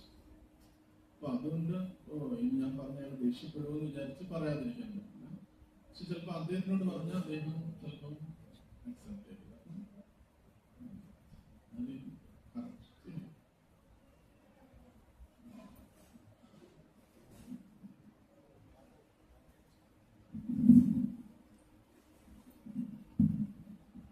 Hare Krishna, thank you so much Prabhu. Prabhu പറഞ്ഞ പോയിന്റ്സിലൊക്കെ ലാസ്റ്റ് ഒരു പോയിന്റ്സ് வந்து നമുക്ക് ഡിസിപ്ലിൻ വളരെ അത്യാവശ്യമാണ്. നമുക്ക് ഭക്തിയുടെ ഒരു ഭാഗമാണ് ഡിസിപ്ലിൻ. അപ്പോൾ അതിലിപ്പോൾ പ്രഭു പറഞ്ഞ് നമുക്ക് സേവ ഭയങ്കര ക്ലീൻ ആയിട്ട് ഉണ്ടാവും. ഹിസ്റ്റോളിനെ രാധാനാഥ് സ്വാമി മഹാരാജ് ട്രിവാൻഡ്രത്ത് യാത്ര വന്നപ്പോൾ 2012 അല്ലപ്പുറം 2013 ഏതോ വന്നതാണ്. അപ്പോൾ ഫുൾ യാത്ര 5000 ഭക്തന്മാരും വന്നിട്ടുണ്ട്. ട്രിവാൻഡ്രത്തിലെ ഇവിടെ കമ്പാർട്ട്മെന്റിലെ ക്ലാസിക് ഹോട്ടലിലാണ് അവർ താമസിച്ചത്. എല്ലാ ഹോട്ടലിലും ടോട്ടൽ 5000 ഭക്തന്മാരാണ് താമസിച്ചത്. ഇവരെല്ലാം കന്യാകുമാരി യാത്ര പോയത്. കന്യാകുമാരി വെച്ചാൽ മഹാരാജന്റെ ക്ലാസ് ഉണ്ടായിരുന്നു. അപ്പൊ ഈ 5000 പേരും കന്യാകുമാരി യാത്ര പോയത്. പക്ഷെ പോകുമ്പോഴത്തേക്ക് കന്യാകുമാരിയിലെ എല്ലാ ലോഡ്ജും ബുക്ക്, എല്ലാ ഹോട്ടലും ബുക്ക് ചെയ്തിട്ടുണ്ടായിരുന്നു. തിരിച്ച് അവർ 3 ദിവസം ശ്രീ ശ്രീതായ ഗൗരസുന്ദർ മഹാപ്രഭുക്ക് ചില പ്രഭുപാദക്ക് കന്യാകുമാരിയിൽ അവർ റൂം എടുക്കുമ്പോൾ അവർ റൂം എങ്ങനെയാണ് തന്നത്, ഇതുപോലെ ഒരാഴ്ചത്തെ പ്രോഗ്രാം കഴിഞ്ഞ് ഈ 5000 പേര് തിരിച്ച് പോയതിനു ശേഷം റൂം താക്കോൽ കൊടുക്കുമ്പോഴത്തേക്ക് അവര് ഈ ഹോട്ടൽക്കാർ തിരിച്ച് റൂമിലോട്ട് പോകുമ്പോഴേക്ക് ഒരു പൊടിയോ ഒരു ചെറിയ പേപ്പർ കൂടെ അല്ല, വളരെ വ്യക്തമായിട്ട് അവർ റൂം എങ്ങനെയാണ് കൊണ്ടത് അതുപോലെ തിരിച്ചു കൊടുത്തതാണ്. അതായത് നമ്മളിപ്പോ എവിടെയെങ്കിലും യാത്ര പോകുമ്പോഴത്തേക്ക് നമ്മൾ വേറെ ആളെ വിളിച്ചോണ്ട് പോകണം, വേറെ ആരൊക്കെ എവിടെ ഏതോ ഇപ്പൊ ഹരേ കൃഷ്ണ നമ്മളെ യാത്ര വിളിച്ചോണ്ട് പോകണം, ഒരു അവിടെ വിളിച്ചോണ്ട് പോകണം. നമ്മൾ 10-11 നമ്മൾ നിൽക്കത്തില്ല, ഇത് അവരുടെ ഡ്യൂട്ടിയാണ്. നമുക്ക് സ്ഥലം കിട്ടി കടന്നു ഉറങ്ങാം, പിന്നെ നമുക്ക് ചിലപ്പോൾ ആ പുതപ്പ് കൂടെ ചിലപ്പോൾ എടുത്ത് മാറ്റി മേടിച്ചേക്കത്തില്ല, ഇത് അവരുടെ ഡ്യൂട്ടിയാണ്. നമ്മൾ എന്താണ് ഹോട്ടലിലെ പൈസ കൊടുക്കുന്നുണ്ട്, അതൊക്കെ അവർ നോക്കില്ല, അങ്ങനെയാണ് നമ്മുടെ ചിന്താഗതി. പക്ഷേ അതായത് ഈ മഹാരാജന്റെ ഡിവോഷണൽ സർവീസിൽ ആ ഡിസിപ്ലിൻ വളരെ അത്യാവശ്യമാണ്. ഒരു ഭക്തനം ഇപ്പൊ നമ്മുടെ തെക്കടുത്ത് നമ്മൾ എടുത്തു നോക്കിയാൽ ഭക്തന്മാരുടെ വാഹനങ്ങൾ നമ്മൾ 2 വീലറുണ്ട് 4 വീലറുണ്ട് എല്ലാം പുറത്ത് നിർത്തി വെച്ചിട്ടുണ്ട്. ജസ്റ്റ് നമ്മൾ ഡിസിപ്ലിൻ പോയി പുറത്ത് പോയി കാണാൻ പറ്റും എത്രത്തോളം ഡിസിപ്ലിനൊക്കെ ഉണ്ടായിരുന്നു. ചിലപ്പോൾ കാലങ്ങൾ എസ്സുകളും ഉണ്ടായിരിക്കും, ചിലപ്പോൾ ബൈക്ക് വേറെ ഒരു ബൈക്ക് എടുക്കാതെ രീതിയിൽ വെച്ചിട്ട് നമ്മൾ ജസ്റ്റ് അമ്പലത്തിൽ കണ്ടതാണ്. പക്ഷെ നമ്മൾ അതും കൂടെ ഒരു ഡിസിപ്ലിനോട് ചെയ്യുമ്പോഴേക്ക് കുറച്ചുകൂടെ നമുക്ക് മുന്നോട്ട് പോകാം. ആദ്യം സെൽഫ് റെസ്പെക്ട്, നമ്മൾ സ്വയം നമ്മൾ മതിക്കണം. നമ്മൾ ഉപയോഗിക്കുന്ന ഓരോ വസ്തുക്കളും ചെപ്പലായാലും ശരി, വാഹനമായാലും ശരി, നമ്മുടെ ഇരിക്കുന്ന കസാലായാലും ശരി, കറക്റ്റായിട്ട് വണ്ടി ഇവിടെ വാങ്ങാറുമ്പോഴത്തേക്ക് കറക്റ്റ്. ചില ആൾക്കാർ അവിടെ മാത്രം മരമുണ്ട്, ആ മരത്തിന്റെ താഴെ നമ്മുടെ വണ്ടി ഇരിക്കട്ടും, ബാക്കിയുള്ള വെയിൽ വെച്ചിട്ട് അങ്ങനെ കുറച്ച് ഭക്തന്മാരുണ്ട്. എല്ലാം ഡിസിപ്ലിൻ ആണെങ്കിൽ നമ്മളെ കൊണ്ട് ഈ റോഡിന് പോകുന്ന ആൾക്കാർക്കും ബുദ്ധിമുട്ട് വരാൻ പാടില്ല. കറക്റ്റായിട്ട് ബൈക്ക് ആണെങ്കിൽ വരയ്ക്ക് നിൽക്കുക. അത് കഴിഞ്ഞ് നേരെ ടെമ്പിളിൽ അകത്ത് വരുമ്പോഴത്തേക്ക് ചെപ്പൽ, നമ്മുടെ ഭക്തന്മാർ ചെപ്പൽ നോക്കിയാൽ ഇവിടുന്ന് എല്ലാ ആഴ്ചയും ഒരു മാതാജി ഇറക്കുന്നുണ്ട്. ആ മാതാജി വരുമ്പോൾ ഒരേ കളർ ഉണ്ടാവും, പോകുമ്പോൾ 2 കളറാണ് ഇട്ട് പോകുന്നത്. അത് വയസ്സായ മാതാജി ഭാവമാണ്, അവർക്ക് അറിയത്തില്ല, കാരണം ചെപ്പലെല്ലാം മിക്സ് ആയി പോകും, ലൈൻ മിസ്സായി പോകുന്നുണ്ട്. അപ്പൊ നമുക്ക് ആ ഡിസിപ്ലിൻ ഇല്ല. പക്ഷെ നമ്മൾ വരും പ്രഭാഷണം കേൾക്കും, എല്ലാം കേൾക്കും. ഇന്നത്തെ പോയിന്റ്സിൽ നമുക്ക് വളരെ വ്യക്തമായിട്ട് നമ്മൾ ക്ലീനിനെ കുറിച്ച് മനസ്സിലാവുന്നുണ്ട്, സേവനത്തെ കുറിച്ച് നമുക്ക് മനസ്സിലാവുന്നുണ്ട്. പക്ഷെ അത് നമ്മുടെ ലൈഫിൽ കുറച്ചുകൂടെ മുന്നോട്ട് കൊണ്ടുവരാൻ നമുക്ക് ട്രൈ ചെയ്താൽ മതി. ഓട്ടോമാറ്റിക്കായിട്ട് നമുക്ക് അത് മുന്നോട്ട് അടുത്തടുത്ത സ്റ്റെപ്പോട്ട് പോകാൻ പറ്റും. അപ്പൊ ഈ പറയാൻ കാരണം വെച്ചാൽ 5000 പേരാണ് രാജരാജ മഹാരാജ് സ്വാമി ക്ലാസ്സിൽ പങ്കെടുക്കുന്നുണ്ട്. ഈ 5000 പേര് ഒരാഴ്ച കന്യാകുമാരി ട്രിവാൻഡ്രം താമസിച്ചതാണ്. ഇവർ തിരിച്ചു പോകുമ്പോഴത്തേക്ക് അവർ കന്യാകുമാരിയിലെ ആൾക്കാർ പറഞ്ഞ് ഇനി ഇസ്കോൺ പേര് പറഞ്ഞ് 6 വന്നാലും കണ്ണടച്ചിട്ട് റൂം തരാൻ പറഞ്ഞിട്ടുണ്ട്. അത്രയ്ക്കും ഡിസിപ്ലിനാണ്. നമുക്ക് വളരെ അത്യാവശ്യമാണ് നമുക്ക് ഈ ഓരോരോ കാര്യങ്ങളും. അതുപോലെ സേവനത്തിന്റെ കാര്യങ്ങൾ നമ്മളെല്ലാം പ്രഭാഷണം കേട്ട് വയസ്സായ ആൾക്കാരുണ്ട്, കുട്ടികളുണ്ട്, ഇടപെട്ട ആൾക്കാരൊക്കെ ഉണ്ട്. എല്ലാവരും ഇത് നമ്മുടെ വീടാണ്, ഇത് കൃഷ്ണന്റെ വീടാണ്. കൃഷ്ണന്റെ വീട്ടിൽ നമ്മൾ എല്ലാവരും ഓരോരോ സേവകന്മാരാണ്. പുതിയതായിട്ട് ആരാണ് പറഞ്ഞത്, അത് കൃഷ്ണന്റെ ഗസ്റ്റാണ്. അപ്പൊ നമുക്ക് അവർക്ക് റെസ്റ്റോറൻറ്റ് കൊടുത്ത് പുതിയ ആൾക്കാർ അവർക്ക് കൃഷ്ണനെ കുറിച്ച് പറഞ്ഞു കൊടുത്ത് അവർക്ക് നാമം ജപിക്കാൻ പറയണം, അവർക്ക് ഫസ്റ്റ് പ്രസാദം സ്വീകരിച്ച് കൊടുക്കണം. ഇതൊക്കെ നമ്മൾ ചെയ്യുമ്പോഴേക്ക് കൃഷ്ണർക്ക് ഒരുപാട് ഇഷ്ടമുണ്ട്. അതുകൊണ്ട് എല്ലാവരും നമ്മുടെ യഥാർത്ഥ സ്വരൂപം എന്താണ്? ജീവയുടെ സ്വരൂപമായി കൃഷ്ണയുടെ നിത്യദാസനാണ്. ആത്മാടെ യഥാർത്ഥ രൂപം കൃഷ്ണന്റെ സേവനം ചെയ്തതാണ്. നമ്മൾ എല്ലാവരും ആഴ്ചയിൽ ഒരു ദിവസം കൂടെ വരുന്നുണ്ട്, അമ്പലങ്ങളുണ്ട്, ഭഗവാനെ കുറിച്ച് കേൾക്കുന്നുണ്ട്, ഭഗവാന്റെ ഭജന പാടുന്നുണ്ട്, ഭഗവാന്റെ പ്രസാദം കേൾക്കുന്നുണ്ട്. അതേപോലെ തന്നെ ഒരു കാര്യം കൂടെ സേവനം ഇമ്പോർട്ടന്റ് ആണ്. നമുക്ക് 2 ശരീരമുള്ളതാണ്. മുകളിൽ കാണുന്ന ശരീരം പഞ്ചഭൂതങ്ങൾ കൊണ്ട് ഉണ്ടാക്കിയതാണ്. മരണത്തിന് ശേഷം ഈ ശരീരം കൊണ്ടുപോയി കത്തിക്കാണോ അല്ലെങ്കിൽ മണ്ണിന്റെ അടി വെച്ച് പുതയ്ക്കാണോ ചെയ്യാറുണ്ട്. അകത്തുള്ള ശരീരം 3 കാര്യം കൊണ്ട് ഉണ്ടാക്കിയതാണ്. എന്തൊക്കെ? മനസ്സ്, ബുദ്ധി, അഹങ്കാരം. മനസ്സിന് വേണ്ടി എന്ത് ചെയ്യുന്ന ദിവസം നാമം ജപിക്കുന്നു, ബുദ്ധിക്ക് വേണ്ടി എന്ത് ചെയ്യണം? ഗ്രന്ഥപാരായണം ചെയ്യുന്നത്. അഹങ്കാരം മാറാനായിട്ട് ആഴ്ചയിൽ ഒരിക്കലും നമ്മൾ ഇവിടെ വന്നിട്ട് ഭഗവാന്റെ എന്തെങ്കിലും ചെറിയ സേവനം, ഇപ്പോഴത്തെ കസേര എടുത്ത് ഇവിടെ ഈ സൈഡ് വെച്ചാലും അതൊരു സേവനമാണ്. നമുക്ക് ക്ലാസ് കഴിഞ്ഞിട്ട് ഇവിടുത്തെ ഇതൊക്കെ ഉണ്ട്, പാവുണ്ട്, മേറ്റുണ്ട്, മൈക്കുണ്ട്, അപ്പുറത്തെ പ്രസാദ സേവനം, പാത്രങ്ങളുണ്ട്.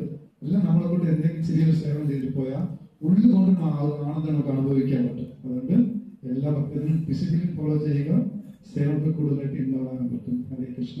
പിന്നെ നമുക്ക് അടുത്ത ഞായറാഴ്ച മുതൽ ശ്രീ കൃഷ്ണ ബലറാം ടെമ്പിളിൽ വെച്ചിട്ട് പുതിയ ദീക്ഷാ ക്ലാസ് തുടങ്ങുന്നുണ്ട്.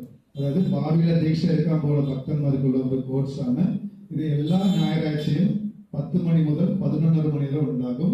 അങ്ങനെ 4 മാസം ഉണ്ടാകും. ഈ കോഴ്സ് എടുക്കുന്നത് മിസ്റ്റർ അജയ് ഗോവിന്ദ പ്രഭുവാണ്. ആ ദീക്ഷ എന്താണ്, ആ ദീക്ഷയുടെ ഉപയോഗം എന്താണെന്ന് വെച്ച് പ്രഭു 2 വാക്ക് സംസാരിക്കും. ഹരേ കൃഷ്ണ.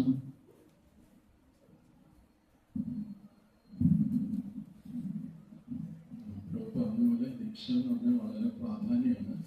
കാരണം ഞാനൊരു ചെറിയൊരു എക്സാമ്പിൾ പറയാം. ഇവിടെ ഇപ്പം ഞാൻ ക്ലാസ് എടുത്തു, നാളെ അടുത്ത ആഴ്ച വേറെ ഡിവോട്ടി, ഇങ്ങനെ പല പല ഡിവോട്ടീസ് പല രീതിയിൽ നമുക്ക് കാര്യങ്ങൾ പറഞ്ഞു തരും. ചിലപ്പോൾ നമുക്ക് തോന്നും ഈ ആഴ്ച പറഞ്ഞ ഡിവോട്ടി പറഞ്ഞ പോലെ നമുക്ക് പോകണം, അല്ലെങ്കിൽ അടുത്ത ആഴ്ച പറഞ്ഞ ഡിവോട്ടി പറഞ്ഞ പോലെ നമുക്കൊരു ക്ലാരിഫിക്കേഷൻ കിട്ടുന്നില്ല. എങ്ങനെയാണ് നമുക്കൊരു ക്ലാരിറ്റി കിട്ടുന്നത്? ദീക്ഷ എന്ന് പറഞ്ഞാൽ നമ്മളൊരു ഉത്തമനായ നിർവ്യാജനായ ആധ്യാത്മികാചാര്യനെ ശരണം പ്രാപിക്കുകയാണ്. അദ്ദേഹത്തിന്റെ വേർഡ്സ് ഫൈനലാണ്. അപ്പൊ നമുക്ക് പോകുന്ന വഴി നമുക്ക് കൃത്യമായിരിക്കും. അദ്ദേഹം പറയുന്ന വഴിയിലൂടെ നമ്മൾ പോയാൽ മതി. എല്ലാ ഡിവോട്ടീസിനും ഉപദേശം സ്വീകരിക്കാം, പക്ഷെ നമുക്കൊരു ക്ലാരിറ്റി വേണം. അവസാനം വരെ നമ്മൾ എത്തണമെങ്കിൽ ഒരു വ്യക്തിയെ സറണ്ടർ ചെയ്താൽ മാത്രമേ നമുക്കത് പൂർണ്ണമായിട്ട് പറ്റും. എല്ലാവരും സ്വീകരിക്കാം, പക്ഷെ ഫൈനൽ അതോറിറ്റി എന്ന് പറഞ്ഞാൽ നമ്മളെ ഓരോ ശിഷ്യന്മാരെ സംബന്ധിച്ചിടത്തോളം അദ്ദേഹത്തിന്റെ ഫൈനൽ അതോറിറ്റി അദ്ദേഹത്തിന്റെ ആധ്യാത്മിക ഗുരുവാണ്. അപ്പൊ അങ്ങനെ ഒരു ആധ്യാത്മിക ഗുരുവിനെ സ്വീകരിക്കണമെങ്കിൽ ഇസ്കോൺ ചില നിഷ്കർഷകൾ വെച്ചിട്ടുണ്ട്. നമുക്ക് ഇന്നെടുത്തിട്ട് നാളെ നമ്മൾ അദ്ദേഹത്തിന് ഉപേക്ഷിച്ച് പോകാൻ പാടില്ല. അതൊരു മോശമായ ഒരു അന്തരീക്ഷം ഉണ്ടാക്കും. അപ്പൊ നമ്മൾ അതിന് സിൻസിയർ ആണോ, ഞാൻ അങ്ങനെ എൻ്റെ ആധ്യാത്മിക ജീവിതം വേണമെന്ന് ചിന്തിക്കാൻ നമ്മൾ തയ്യാറാണോ എങ്കിൽ നമ്മൾ ഈ ദീക്ഷാ ക്ലാസ്സിന് പങ്കെടുക്കണം. 8 മാല ജപിക്കുന്ന വ്യക്തികൾക്ക് പങ്കെടുക്കാനായിട്ട് സാധിക്കും. പ്രഭുപാദ് ഒരു വട്ടം ഞാൻ ജസ്റ്റ് ഒരു എക്സാമ്പിൾ പറയാം. ദീക്ഷാ ക്ലാസ്സിന്റെ ക്വാളിഫിക്കേഷൻ പറയാൻ വേണ്ടിയാണ്. മെക്സിക്കോയിൽ വെച്ചിട്ട് ഡിവോട്ടി ചിക്സുകാനന്ദ പ്രഭുവാണ് ടെമ്പിൾ പ്രസിഡന്റ്. കുറെ ഡിവോട്ടീസിനെ പ്രഭുപാദ് വന്ന സമയത്ത് ദീക്ഷ കൊടുക്കാനായിട്ട് വെച്ചു. അപ്പൊ എല്ലാവരും 6 മാസം അന്നത്തെ സമയത്ത് 6 മാസം ഇത് ചെയ്താൽ മതി. 16 മാല ജപിക്കുക, 6 മാസം നിയമങ്ങൾ പാലിച്ചു കഴിഞ്ഞാൽ പ്രഭുപാദ് അദ്ദേഹത്തിന് ദീക്ഷ കൊടുക്കും. അപ്പോൾ പ്രഭുപാദ് വന്ന സമയത്ത് ഒരു ഡിവോട്ടി, അവിടെ ഒരു വർക്കറായിട്ടുള്ള ഡിവോട്ടി കുറച്ച് നാളെ ആയിട്ടുള്ളൂ, അത്രയും ആയിട്ടില്ല. അപ്പം അദ്ദേഹം ചിക്സുകാനന്ദ പ്രഭു പറഞ്ഞു ഇദ്ദേഹം അത്രയും ആയിട്ടില്ല പ്രഭുപാദ്, അടുത്ത വട്ടം നമുക്ക് നോക്കാം. പ്രഭുപാദ് പറഞ്ഞു അദ്ദേഹത്തിന് കൊടുക്കാം, ഒരു ചാൻസ് എടുക്കും. അപ്പൊ അദ്ദേഹം വന്ന സമയത്ത് ആ ദീക്ഷയ്ക്ക് മാല കൊടുക്കാനായിട്ട് പ്രഭുപാദിന്റെ അടുത്ത് വന്ന സമയത്ത് പ്രഭുപാദ് അദ്ദേഹത്തിനോട് ഒരു ക്വസ്റ്റ്യനാണ് ചോദിച്ചത്. പ്രഭുപാദ് ചോദിച്ചു, നിനക്ക് ആധ്യാത്മിക ജീവിതം വേണോ ഭൗതിക ജീവിതം വേണോ? അപ്പൊ അദ്ദേഹത്തിന് കുറച്ചിങ്ങനെ ചിന്തിച്ചിട്ട് അദ്ദേഹം പറഞ്ഞു എനിക്ക് ആത്മീയ ജീവിതം വേണം. ദീക്ഷ അപ്പം അതൊരു ബേസിക് ക്വാളിഫിക്കേഷനാണ്. നമ്മൾ ഇവിടെ പ്രസ്ഥാനത്തിൽ വന്നു എന്നതുകൊണ്ടല്ല, എനിക്ക് ശരിക്കും എൻ്റെ ജീവിതം, ഞാൻ ആത്മാവാണ്, ഈശ്വരനുമായിട്ട് ബന്ധമുണ്ട്, എനിക്ക് ഈശ്വരൻ തമ്മിൽ ആ ബന്ധം ഉണ്ടാക്കണം. അതിനെ എനിക്ക് ഒരു ഉത്തമനായ ആധ്യാത്മിക ആചാര്യന്റെ നിർദ്ദേശപ്രകാരം എനിക്ക് മുന്നോട്ട് പോകണം, എൻ്റെ ജീവിതത്തെ അദ്ദേഹം ഗൈഡ് ചെയ്യണം എന്ന ആഗ്രഹം നമുക്കുണ്ടെങ്കിൽ തീർച്ചയായിട്ടും നമ്മൾ ഈ ദീക്ഷാ ക്ലാസ്സിന് പങ്കെടുക്കണം. അജയ് പ്രഭു വളരെ ഡീറ്റെയിൽ ആയിട്ട് ഗുരുവിനെ കുറിച്ചും പ്രഭുപാദിനെ കുറിച്ചും ദീക്ഷ ശിഷ്യന്മാരെ കുറിച്ചൊക്കെ നമുക്ക് പറഞ്ഞു തരും. അപ്പം എല്ലാവർക്കും ഒരു അവസരമാണ്, ഫ്രീ ആണ് നമുക്ക്. പക്ഷെ അതിന് അറ്റൻഡൻസ് ഉണ്ട്. ഫ്രീ ആണെന്ന് വെച്ചാൽ നമ്മൾ ഇന്ന് വന്നിട്ട് നാളെ വരാതിരുന്നാൽ നമുക്ക് കംപ്ലീറ്റ് ആയിട്ട് വരത്തില്ല. പിന്നെ നമ്മൾ അടുത്ത ദീക്ഷാ ക്ലാസ്സിൽ എൻറോൾ ചെയ്യേണ്ടി വരും. അപ്പോൾ നമ്മൾ കമ്മിറ്റഡ് ആയിട്ട് ഇതിന് നിൽക്കുകയാണെങ്കിൽ ദിനേശ് പ്രഭുവിന് പേര് കൊടുക്കുക. 10 മണി തൊട്ട് 11:30 വരെയുള്ള സമയത്ത് എല്ലാ ഞായറാഴ്ചയും വരാം. അത് കഴിഞ്ഞിട്ട് നിങ്ങൾക്ക് ഇവിടെ വരാം. 12 മണിക്ക് ഇവിടെ ക്ലാസ് വരാം. അപ്പൊ എല്ലാവരും ഇത് താല്പര്യമുള്ളവരെല്ലാവരും മറക്കാതെ